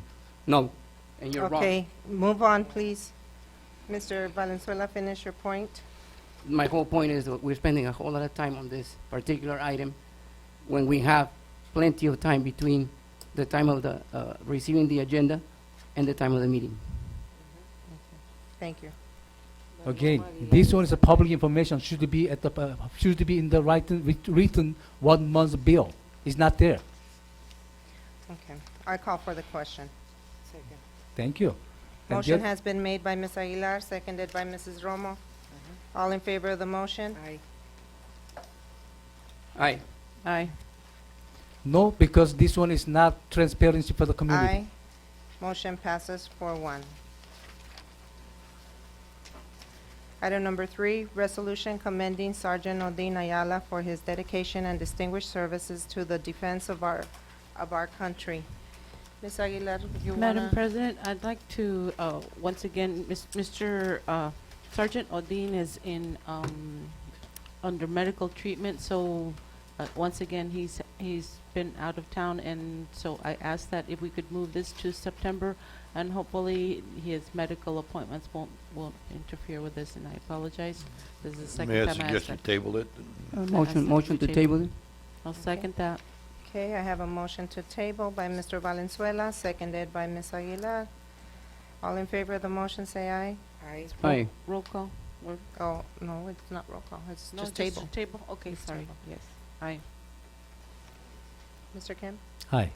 Aye. Motion passes 5-1. I mean 5-0.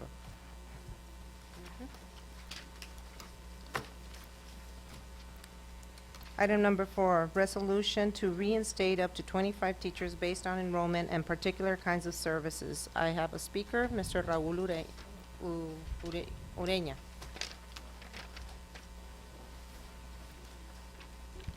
Right. Thank you. My name is Raul, and I have to say that I'm not.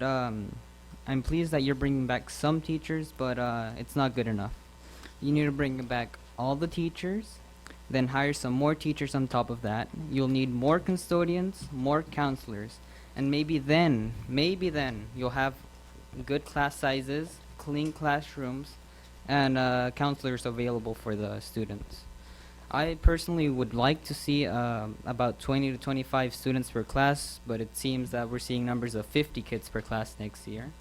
And it's very unsafe to have 40 to 50 kids to classrooms. What happens if a fight breaks out, or if there's a fire or an earthquake? How is the teacher going to grade the papers of 50 kids' assignments? How are the students supposed to concentrate in a classroom full of screaming kids, as it already is? It's not very easy.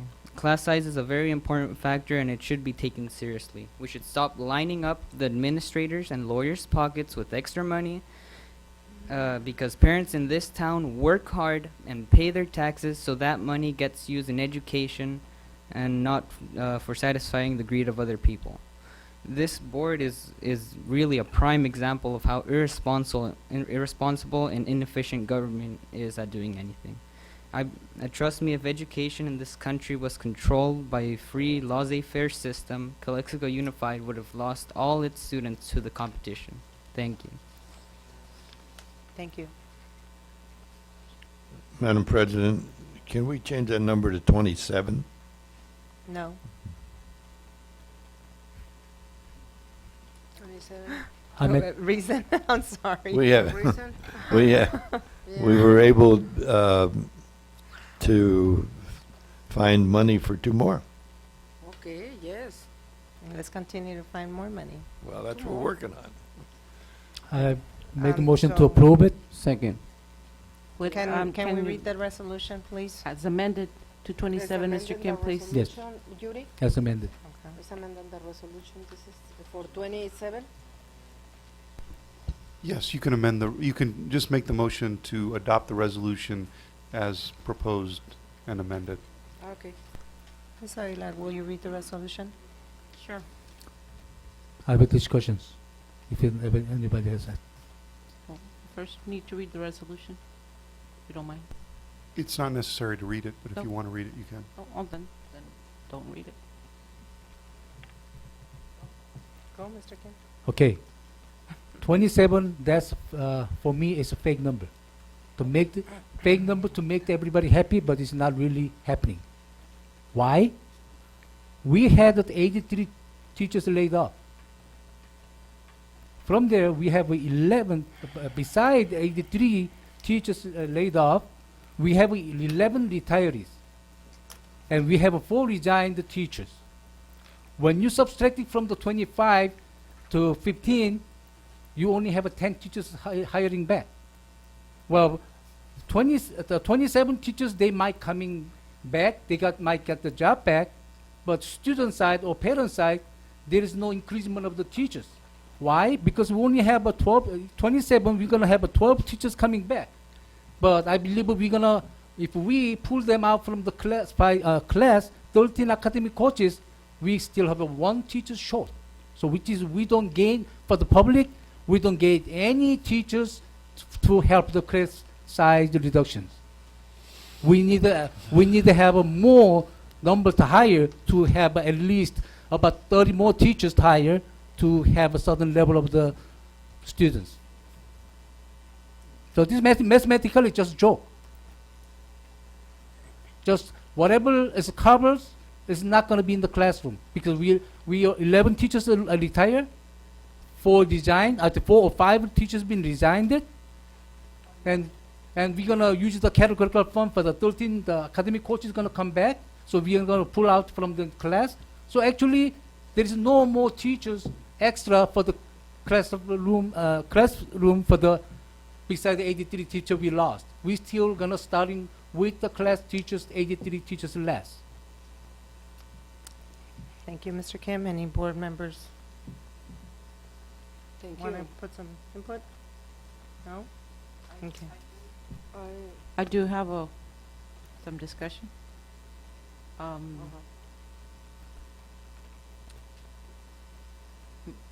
Ms. Estrada, can you please come up?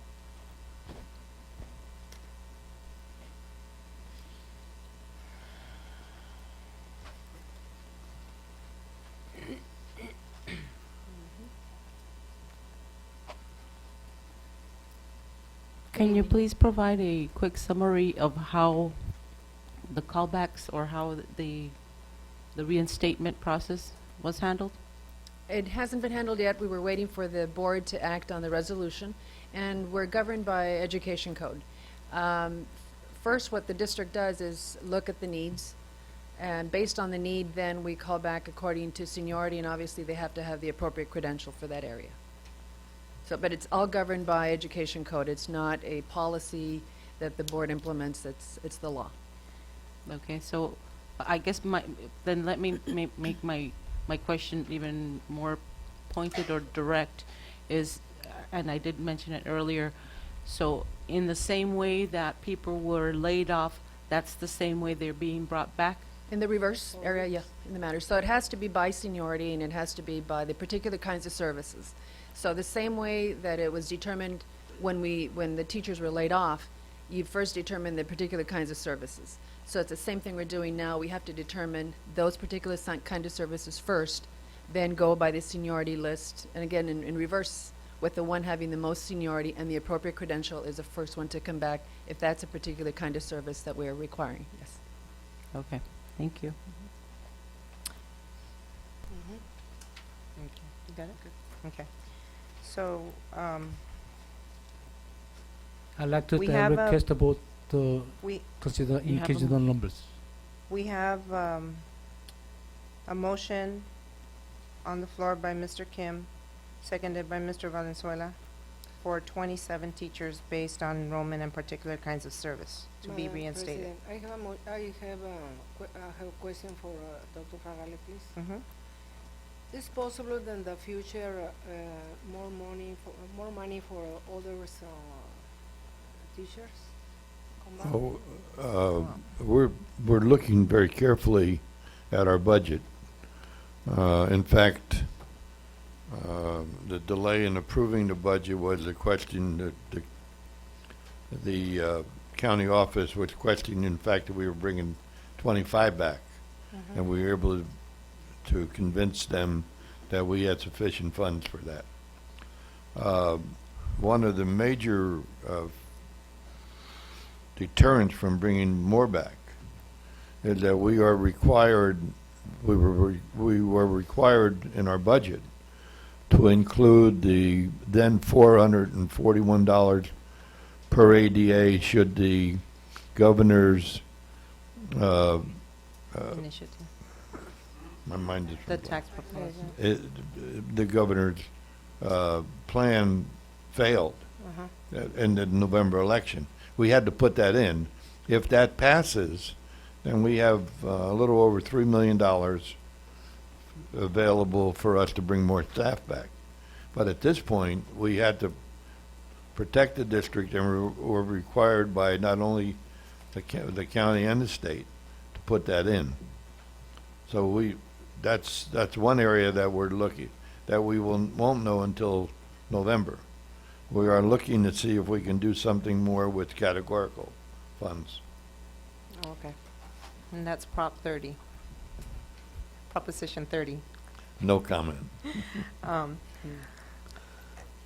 we need to be very careful. I hear what Mr. Kim is saying, but we need to be very careful that we don't end up like every other year that we lay off 80 and we bring back 80, because then all the struggles that we went through last year, we did them for nothing, because we're going to end up in the same red line again.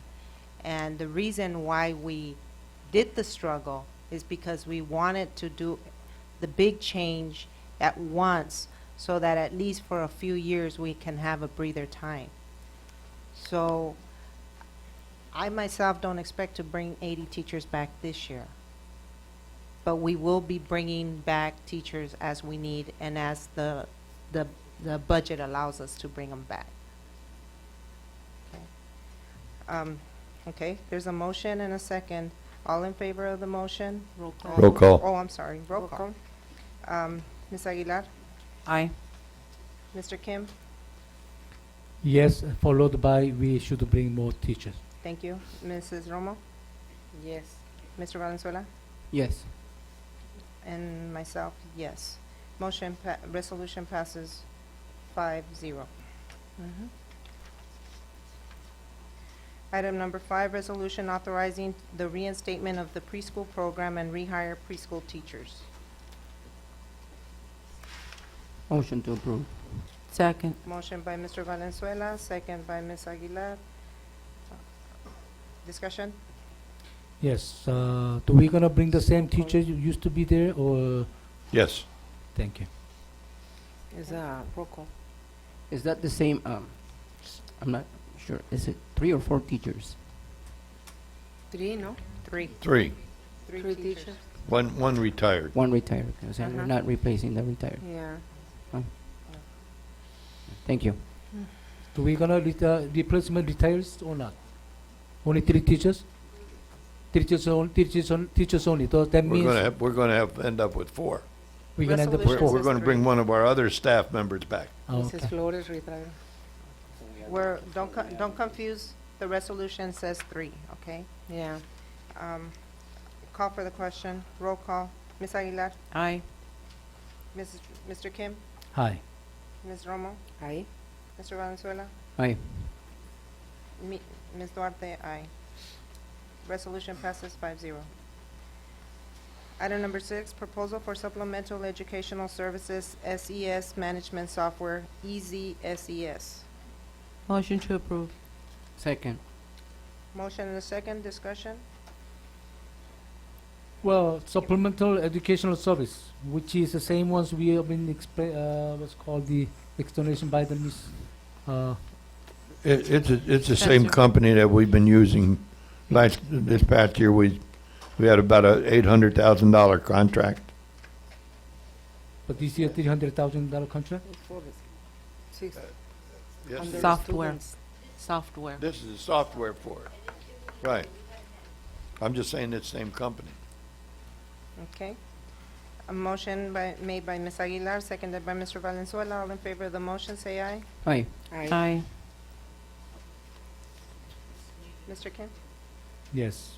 Okay. Aye. Motion passes 5-0. You.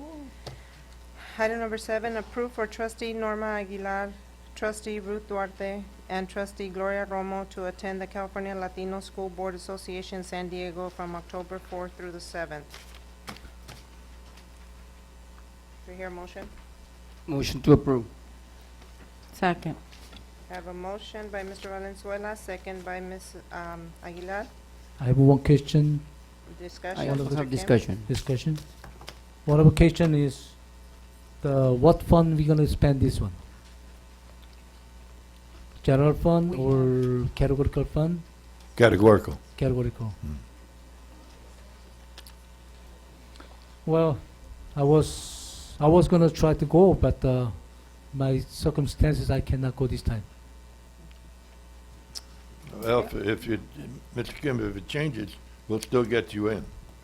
If something changes between now and then, you know, you have almost 2 months, so. Okay, then can you put it, can you amend my name there if I'm possible, I can go? Sure, we'll be glad. Do you want us to do it now? Might Yes. as well. Okay. We'll take So care of adding it. my Amend the name. motion. Mr. Valenzuela, can you amend We'll your have to add motion? your I would name like to to amend this. my motion to write in Mr. Kim in case he's available to go. I second. Okay, By the way, the Ms. Bao was mentioning, can we leave that morning, early morning? In one room. I will one withdraw room. my name from the conference. Oh my gosh.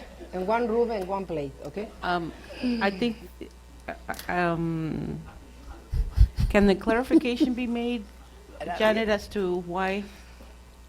There is, Voy a llevar on pijamas. October 4th, there is a dinner reception, and then that Sunday, the 7th, there is a morning reception that you guys are invited to attend, and that's why the dates are different. It's not leaving early or coming back. Okay, I call for the question. All in favor of the motion, adding Mr. Kim on here? I went blank. Signify by All in saying favor aye. of the motion, say aye. Aye. Aye. Hi. Aye. Motion passes 5-0.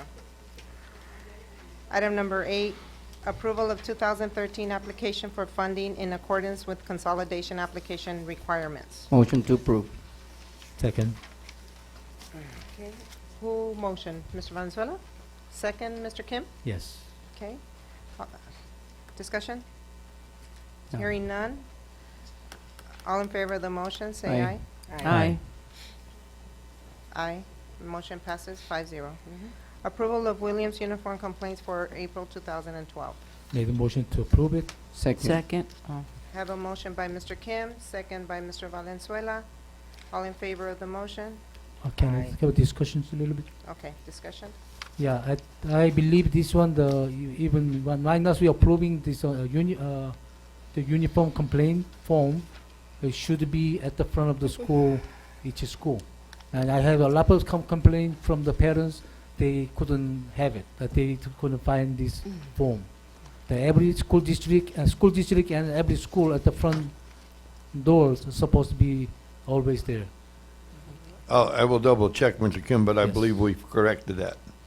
Okay, and, well, that's my concern. Okay. All in favor of the motion? Hi. Aye. Aye. Motion passes 5-0. Consider the I didn't say engagement aye. of... Aye. Oh, hurry up. Consider the engagement of Caldwell Winters Flores Incorporated as financial advisor for the purpose of restructuring the outstanding certificates of participation COPS. We have a Do presentation. you want presentation? Mr. Flores? Is he Mr. Flores? I don't have a minute, I don't have a minute to spend adding this one. You need a new agenda. I don't have the, I'll get an agenda. I don't have that. Anyone to know. Okay, I'll get it for you. Thank you.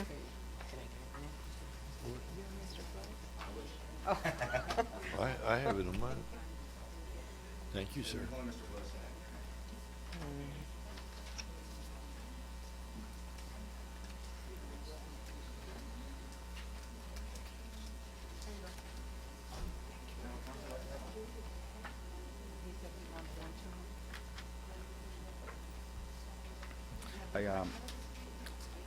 I brought the contracts too. Should I distribute the contracts?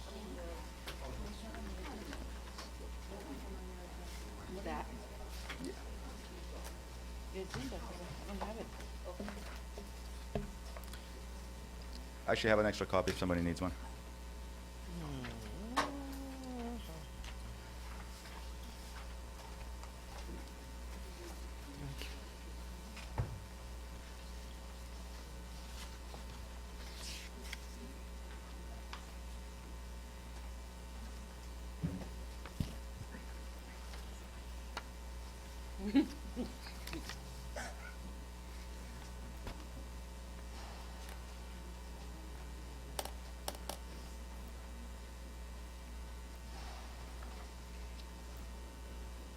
We're waiting for Trustee Valenzuela.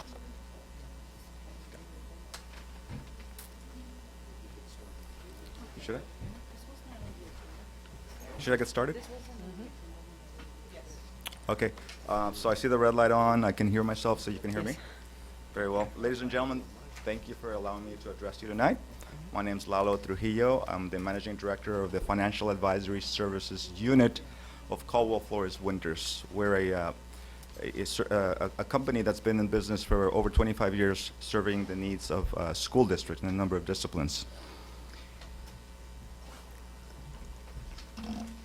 Ladies and gentlemen, we're in the 4th year of the so-called Great Recession, and school districts throughout California are struggling, and I've heard a lot of comments here tonight, and the big struggle is obviously how to manage the budget and how to bring relief to the general fund. And I know that oftentimes that involves painful cuts, oftentimes it involves layoffs, and in that area you have a lot of company in the state. You're not alone. Everybody's going through that, and I've heard a lot of discussion here about your own layoffs, so I'm aware that you had very painful layoffs. Where you don't have a lot of company is that where other school districts have very little options for financial relief, you actually do. And I'm here to discuss one specific option with you, and that's the presentation that you have in front of you. And I'd like to walk you through that, if I may. Do we have it on? You can just refer to the handout, I guess. Let's flip page by page. First, You have the extra one? I do. They can put it on the screen.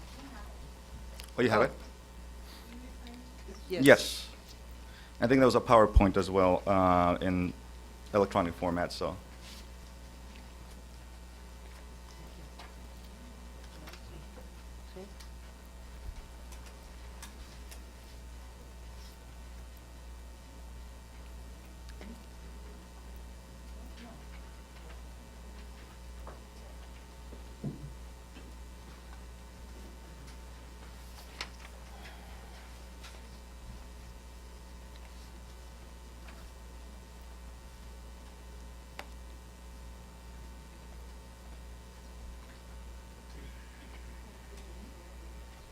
Can you, Javier, can you make it read the whole page?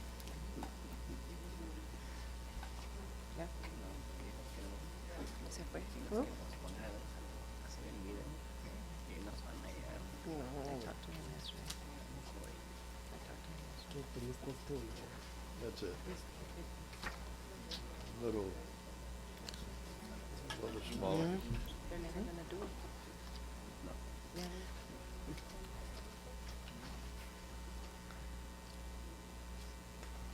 Okay. Very well. Let me continue, if I may. As you know by the title of this item, we're here to discuss the option of restructuring COPs, certificates of participation, also known as lease obligations, lease payment obligations. Now, unlike general obligation bonds, which are paid by the taxpayers of the district, lease obligations are a burden on the general fund of the district, a very different type of financial instrument. There are two such obligations that the district is carrying right now. There is a CSBA lease obligation. This was entered into in 2001 when interest rates were very favorable.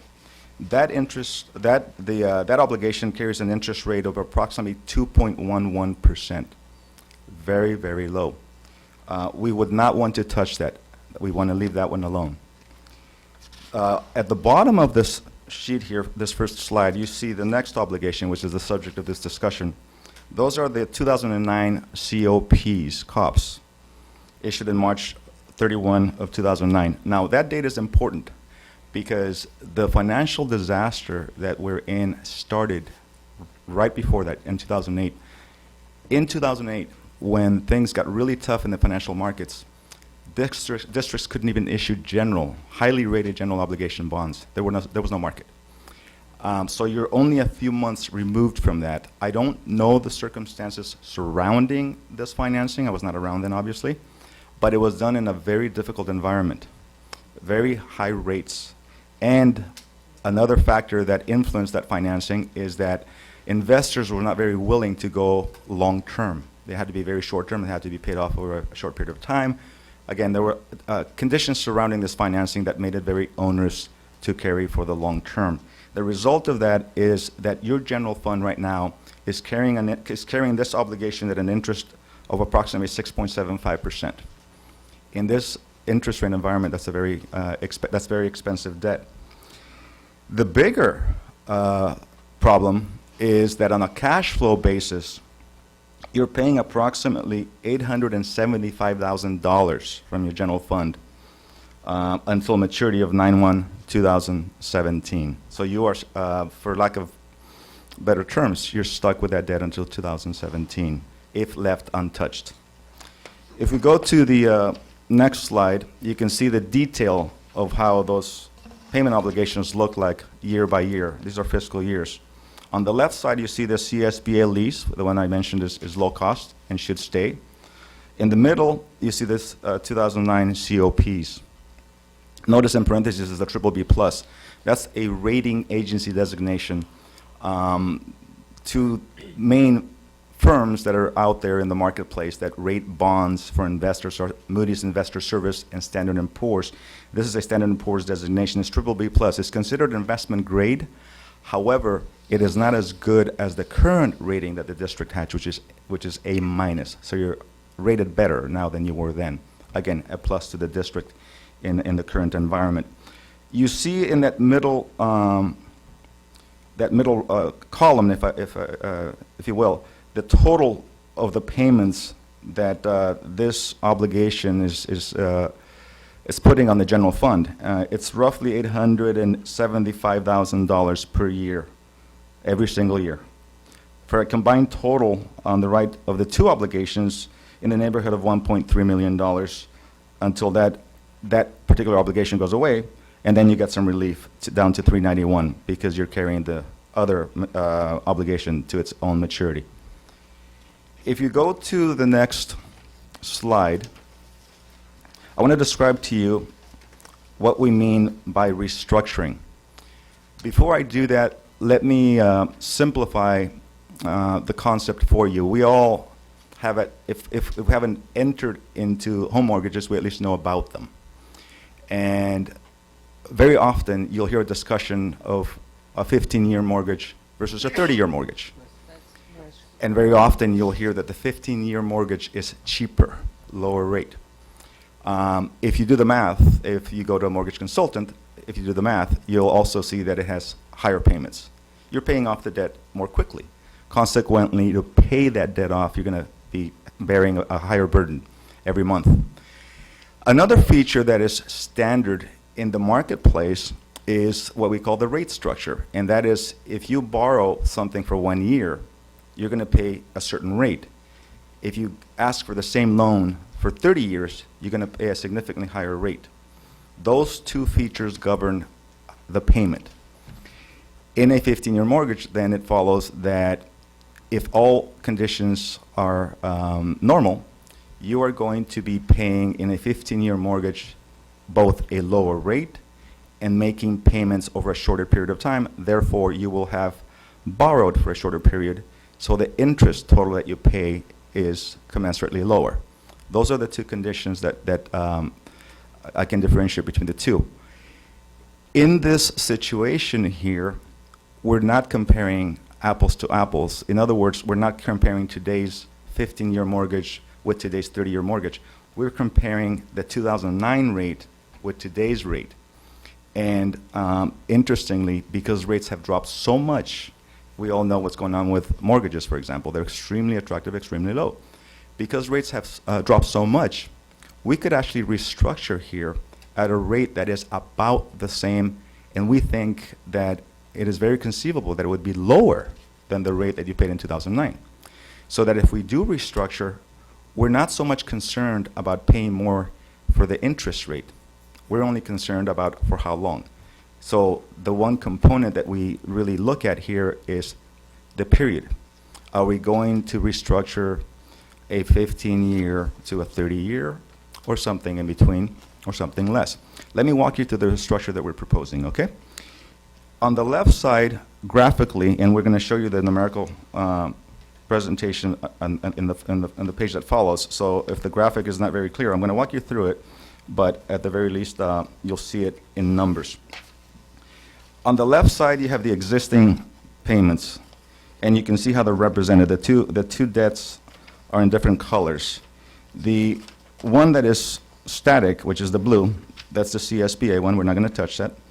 The green is the one that we want to restructure. That's how it exists. On the right side, you see what happens if we restructure. If we restructure so that we give ourselves 3 years of relief, in other words, push the debt out until there is potentially a financial recovery, until potentially the state has a better wherewithal to assist school districts, until potentially we may be in an election cycle where you go for a bond issue. Lots of things could happen. You give yourself the freedom for 3 years of bringing down the payments by approximately $500,000. This is one option.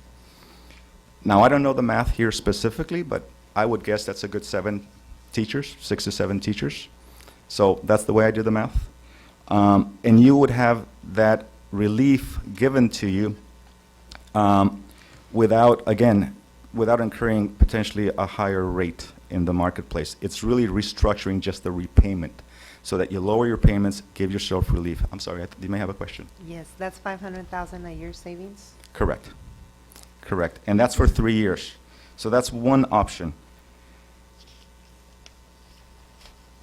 Numerically, as I indicated before, as with the 15-year mortgage versus 30-year mortgage comparison, when you extend the period, that means you're asking the investors to wait longer for the repayment, which means you're adding the number of years that you're paying interest. So this doesn't come at a zero cost. There's a cost, and the cost is that we're keeping the loan outstanding a few more years. So we're paying that additional interest. And you can see that on the next page where we go through the numbers, how they look like. The middle one is what we call the refunding. That's the restructured COP. So you can see how the debt would change. You can see the first 3 years, we drop that $875,000 payment to essentially $380,000. So that is the difference. On the right side, you see the combined effect. Again, the combined effect of the two loans is that the general fund suddenly has an additional $500,000 each of the next 3 years. Now, I did say that this does not come at a zero cost. There is a cost. If you go to the next slide, we represent what that cost is. And this is what we're terming restructured lease payments option number 1. On the far right, you see the savings, and then at the bottom, you see the so-called dis-savings. In other words, as you push out the debt, then you have a negative. When you net the two, the cost of adding that additional period of repayment, in other words, carrying the debt, that additional period, is $1.334 million. So that's your cost over time as you make these payments, okay? That is option number 1. What are the possibilities of reducing the interest below 5%? The below 5%, unfortunately, the rate itself is dependent on 2 factors. One, the borrowing period, again, going back to the 15-year and 30-year mortgage comparison, and then the prevailing interest rates in the market. There's nothing we can do about the prevailing interest rates in the market. What we can do is move the period around to see what that rate would be. These are indications that we're giving you based on the feedback. The reality is, as you folks know, rates move daily. So each day, we don't know if we're going to wake up to a higher rate or a lower rate than when we went to sleep. But that all said, the markets have been very stable lately in terms of municipal bonds. There's actually a little bit of a push for lower rates. We hit, in the last 6 months, we hit several record lows. The last low, historic lows. The last low we hit was about a week and a half ago. It just broke through the previous record. What's driving it? Well, we all know. We're in a recession. The whole world is in a recession. It's a global recession. And until we come out of the recession, there is a push to keep economic activity vibrant, and the only way you do that is with low rates. So we're crossing our fingers that if you were to authorize us to move forward with this, that the rate environment would stay benevolent and it would be in this neighborhood when we go to the market. But what I'm showing you here, Superintendent Fragale, is the indications that we have from the market. Obviously, from our end, we would do whatever we could to push down that rate. I have one other question. We're at A- rating now. Because of our new budgeted, our new approved budget, do you think that possibly the rating might change upward a little? From It's A- to A? I would hope on our end, we're going to advocate for you to get the highest rating and the lowest rate. We do that for our clients. That's our job. The way the metrics are used by the rating agencies, absolutely. This is a budget. This is a general fund obligation. The budget plays a big part in that. You have demonstrated that you are willing to make necessary cuts to keep the budget healthy. That's a positive sign on in their view. And we would put forth the best story on behalf of the district to make sure that that is known and that we get you the highest rating. So let's go to the slide that has option number 2. Option number 2 takes the restructuring out further. It gives you 5 years of relief. And I'm presenting to you 2 options only so that you see how they work. The fact of the matter is that there's a continuum here. We don't have to have 3 or 5. We can do 4. We can do 6. This is just to show you numerically how the 2 options contrast with each other and what's driving it. And I think you get the picture. The picture is the longer you go out, the more it's going to cost you.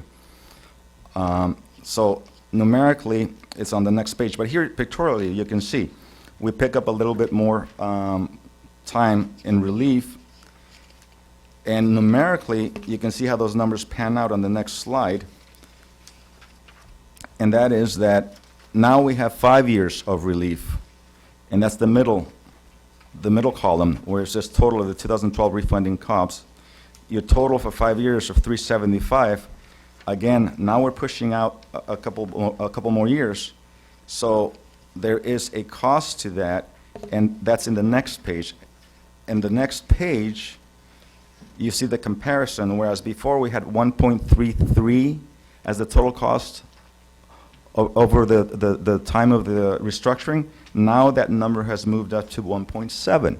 So we picked up another around $400,000 in interest costs for the 2 additional years. Obviously, that would be expected. You're keeping investors from being paid for 2 more years. They're going to want interest, and there's a cost to that. So that is the way the options are presented to you here for you to consider. In the last slide, we summarize what I was just describing to you. It shows you that in option number 1, we're going to get savings of $500,000 for 3 years. Final maturity is extended from fiscal 2018 until fiscal 2022, and the debt service increase is $1.33 million. Option number 2, again, $500,000 savings. We're doing it for 5 years. And the final maturity is moved out to 2023 at a cost of $1.71 million. Now, the key thing here is that there are 2 objectives. One is to create cash flow relief for the general fund, but the other one is also to allow for a positioning, if you will, for this debt to be transferred to the tax base at a future time. I am aware that you gave serious consideration to a bond issue not so long ago, decided it was not the right time. I also have heard a lot of discussions here about facilities needs and a number of projects that may be suitable for a general obligation bond authorization to be sought by the board. This gives you some time to continue considering that without draining the general fund to repay this obligation. The consensus in the marketplace is that capital facilities belong with the tax base, not with the general fund. As I said before, we were not involved in structuring this obligation for you. It is here, and the reality is that the general fund is paying for capital facilities, and that's not really the design. Typically, these kinds of financings are called bridge financings. You're going to do them just for a brief period of time. You're going to minimize the impact on the general fund until you can take it out with a general bond obligation. This was not the structure that you got saddled with. You got saddled with a very onerous structure, and the general fund is suffering. And a lot of your discussions here are centered around the problems that you have with your general fund. This is one option you have to bring back some financial relief to the general fund. If you were to authorize this to move forward, there is a contract in front of you. Let me explain to you a couple of key features. Number one, and most important, is you don't owe us a dime if we don't succeed. If we move forward on your behalf and this thing does not close to your satisfaction, in other words, if we don't get you the financing that we all agree we're going to move forward with, if we're not successful, not a dime is owed to Caldwell Flores Winters.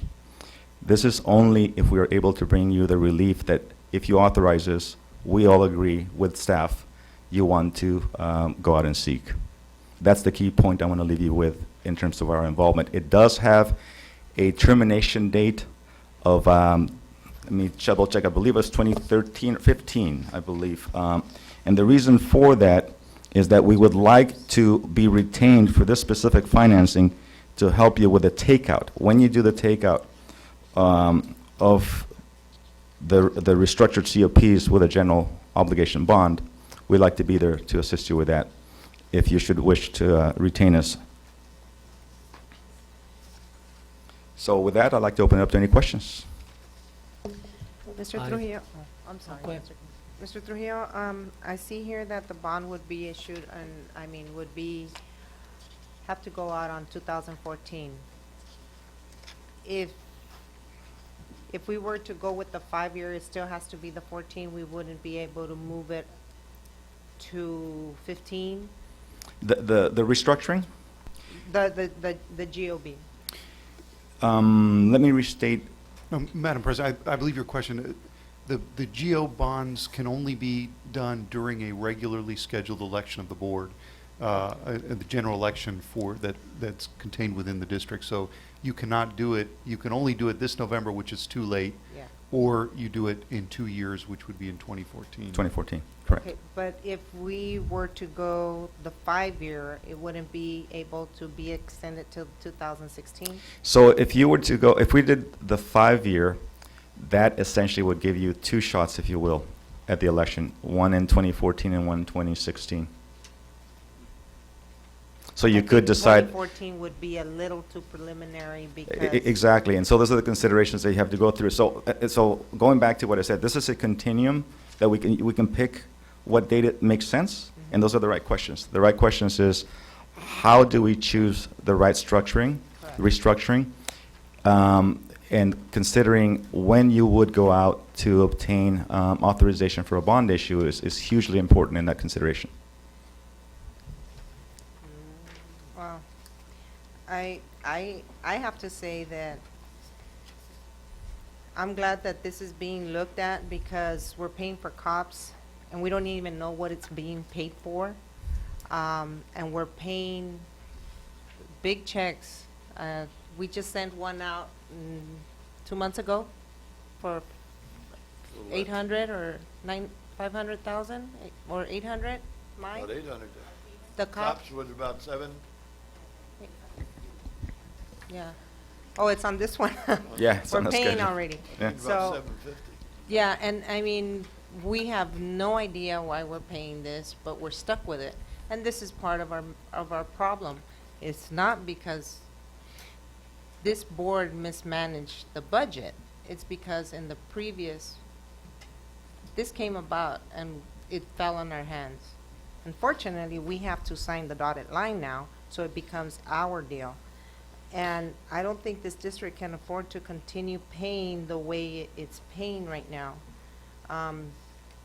because that is from the general fund, and it's unfair to be paying for the way we are. And if we can change the interest rate and change the way we're paying it, I don't see why there is even a question as to why is this in front of us. I mean, I want to refinance my house right now, but unfortunately, the way the law says, I can't because I'm not under. But this is a school district and we have a good opportunity here to save some money now. And with November election coming up and we don't know what the tax thing's going to be, I don't see that it's a wrong thing to do at this time.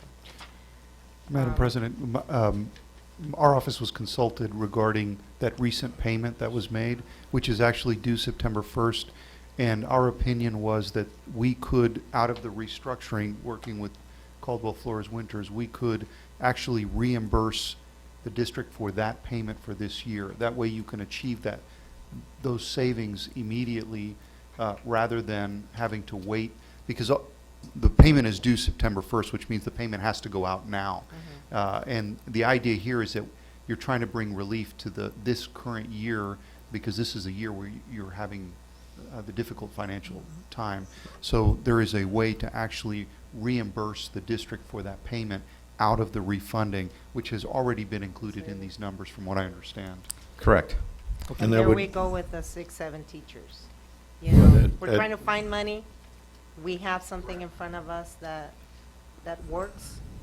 And in 2 years, there's going to be new people on this board, and in 4 years from then, there's going to be more people, new people, and this is going to be going till 2023, whether we change it or not.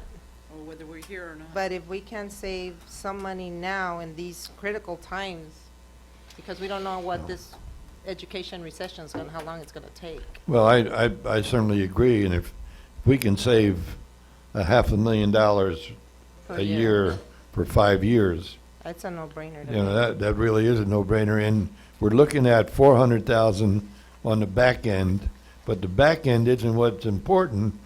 It's Because now. between now and then, if we get a GO bond, which would be included, we would be saving all of those dollars except the 300,000 for the CSBA loan, or thereabout. So And we're not now- looking at just 500,000.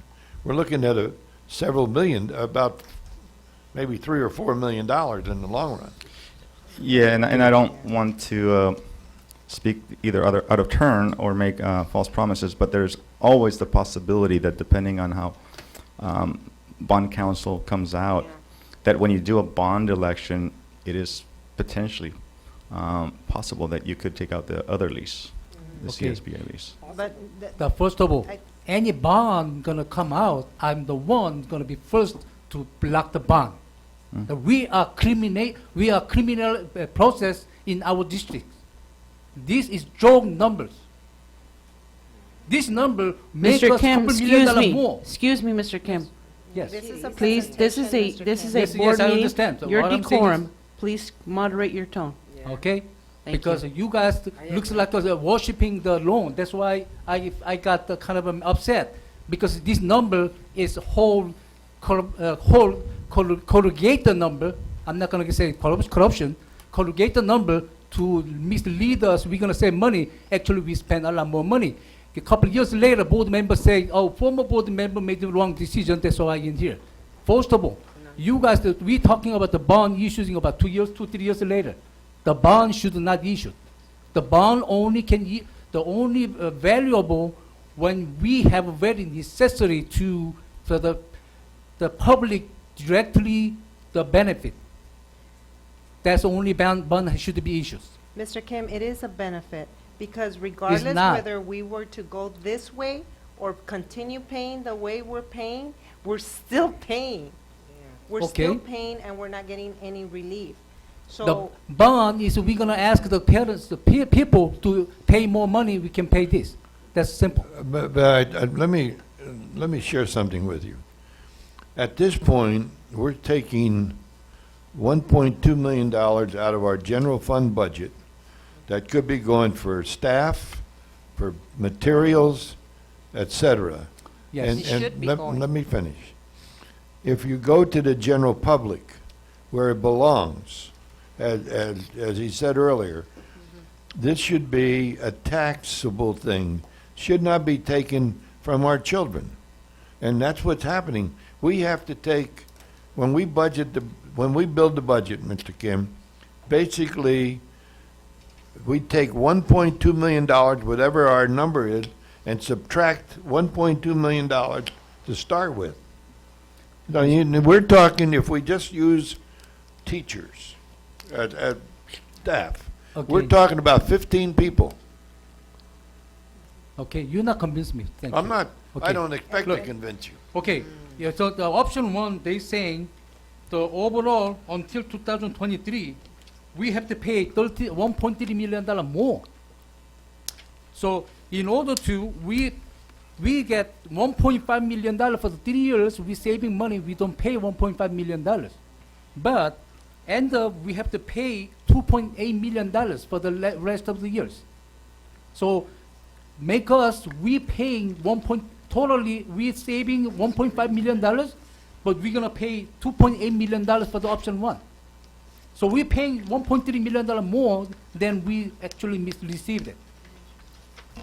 And then option two, we're gonna have a $2.5 million, about 5 years, we're gonna have about $500,000 pay less, but we're gonna pay totally $4.2 million rest of the years, which is, here's year 1, 2, 3, 4, 5, 1, 2, 3, 4, 5 years, paying $850,000.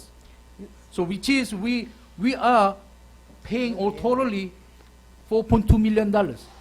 Because the loan is being extended, Mr. Kim. Yes. But The, you know, that's the best 2000 loan, that can is I finish? 2019. Can I finish, please? The best loan is, we get the lower rate, and from now on, we making even the payments, we don't pay, actually, we're gonna save the money a little bit, but overall, we're gonna save the money because we pay less interest. If we defer the payments right now to saving 3 years, we're not paying $500,000, all the cumulative interest gonna go back there, we have to pay $2.8 million. If we took the 5 years, then we're gonna do 5 years to about, we pay $1.7 million more totally. Mr. Kim, do you have any questions of me on the numbers? Are they pretty clear to you? Oh yeah, numbers pretty clear. Oh, you made a good job. Good. You made a good job, but I very clearly for me it's saving a lot of time to calculating. You already have it pre-calculated. Correct. But I'm the one who, for example, if I want to do refinance my house, I have to see the overall cost. Right. And one of my friend, he refinanced the house, interest only, Yes. and now he's losing the house. Wow. Okay. That's Lots of something cases like a personal, similar, Mr. this Kim. one, Yeah. we defer our payments, $500,000 for the I believe 3 years, yeah. 3 years, and then we have to pay $1.3 million more for the interest. So actually, $1.5 million we're not paying this time, we're saving 3 months, and for the future board members, they have to pay $1.3 million. And that is what the previous board did to us, Mr. Kim. Okay, now, no, we're gonna do that So for you the just for the pass on future the board? buck. We can't file bankruptcy. We can't No. cut the loan. We can't do anything. So Oh, there's a lot of- call for- I at this see a lot point, of I call for place- the I call for the question. We've heard question. the presentation. Thank you, Mr. Trujillo. It was a good presentation. It gives us something to think about. And the question has been called. So now I need a motion. I make a motion to not to approve it. Okay, I have a motion not to approve. Do I hear a second? As Hearing always. none, can I have another motion? I'd like to motion, before I make the motion, I'd like to ask a question.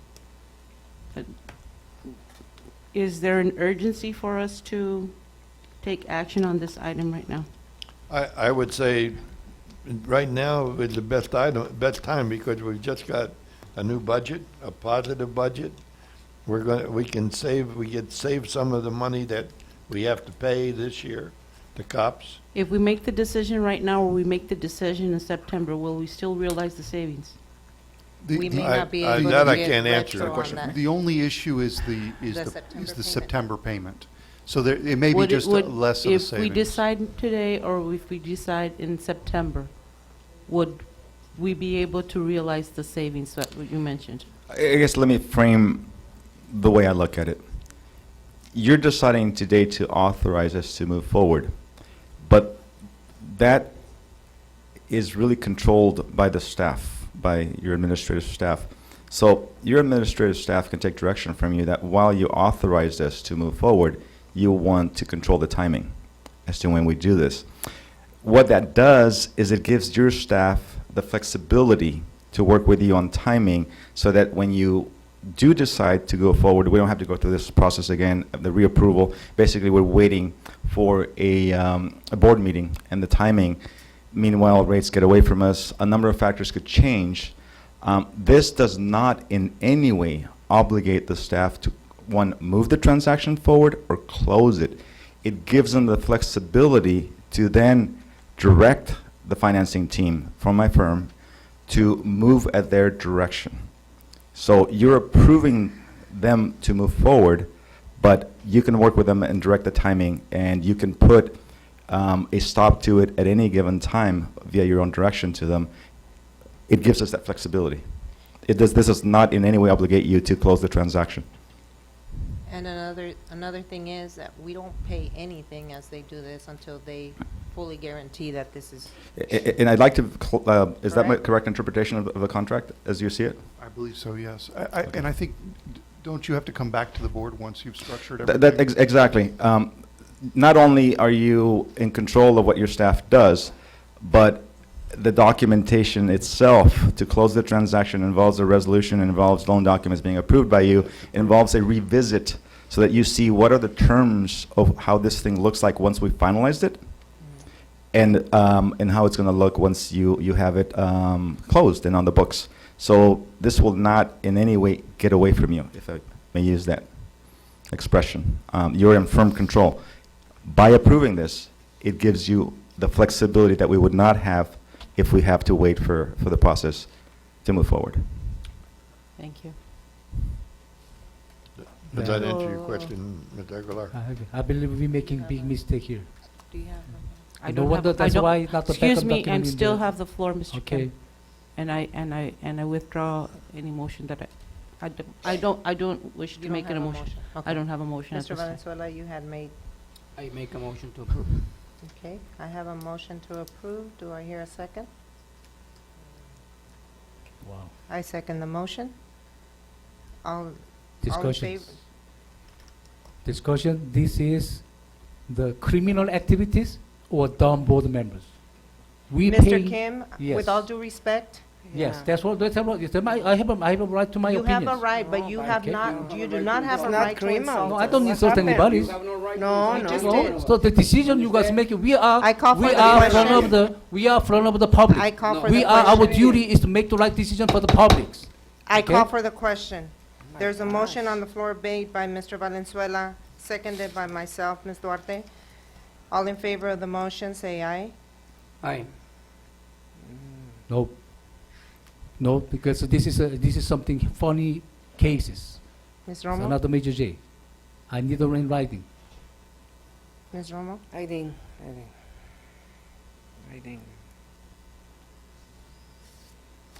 But there's good opportunity, but Somebody making good money from here.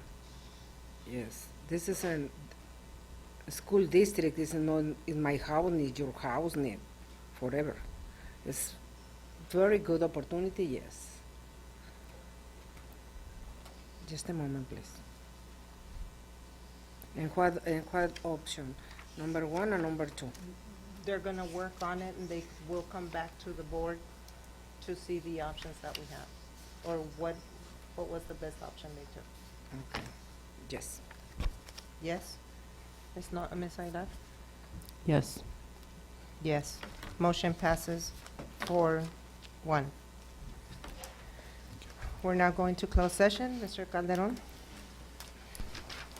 The board is going to go into closed session now. It's 9:12. p.m.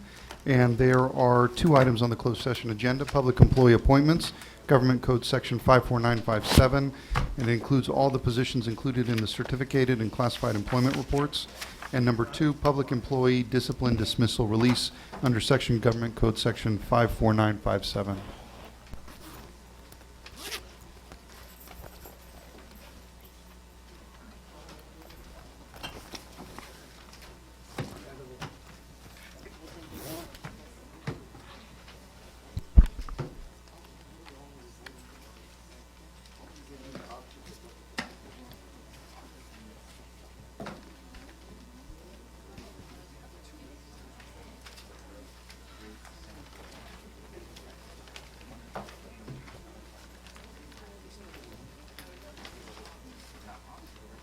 Falta de respeto de dónde, si se le puede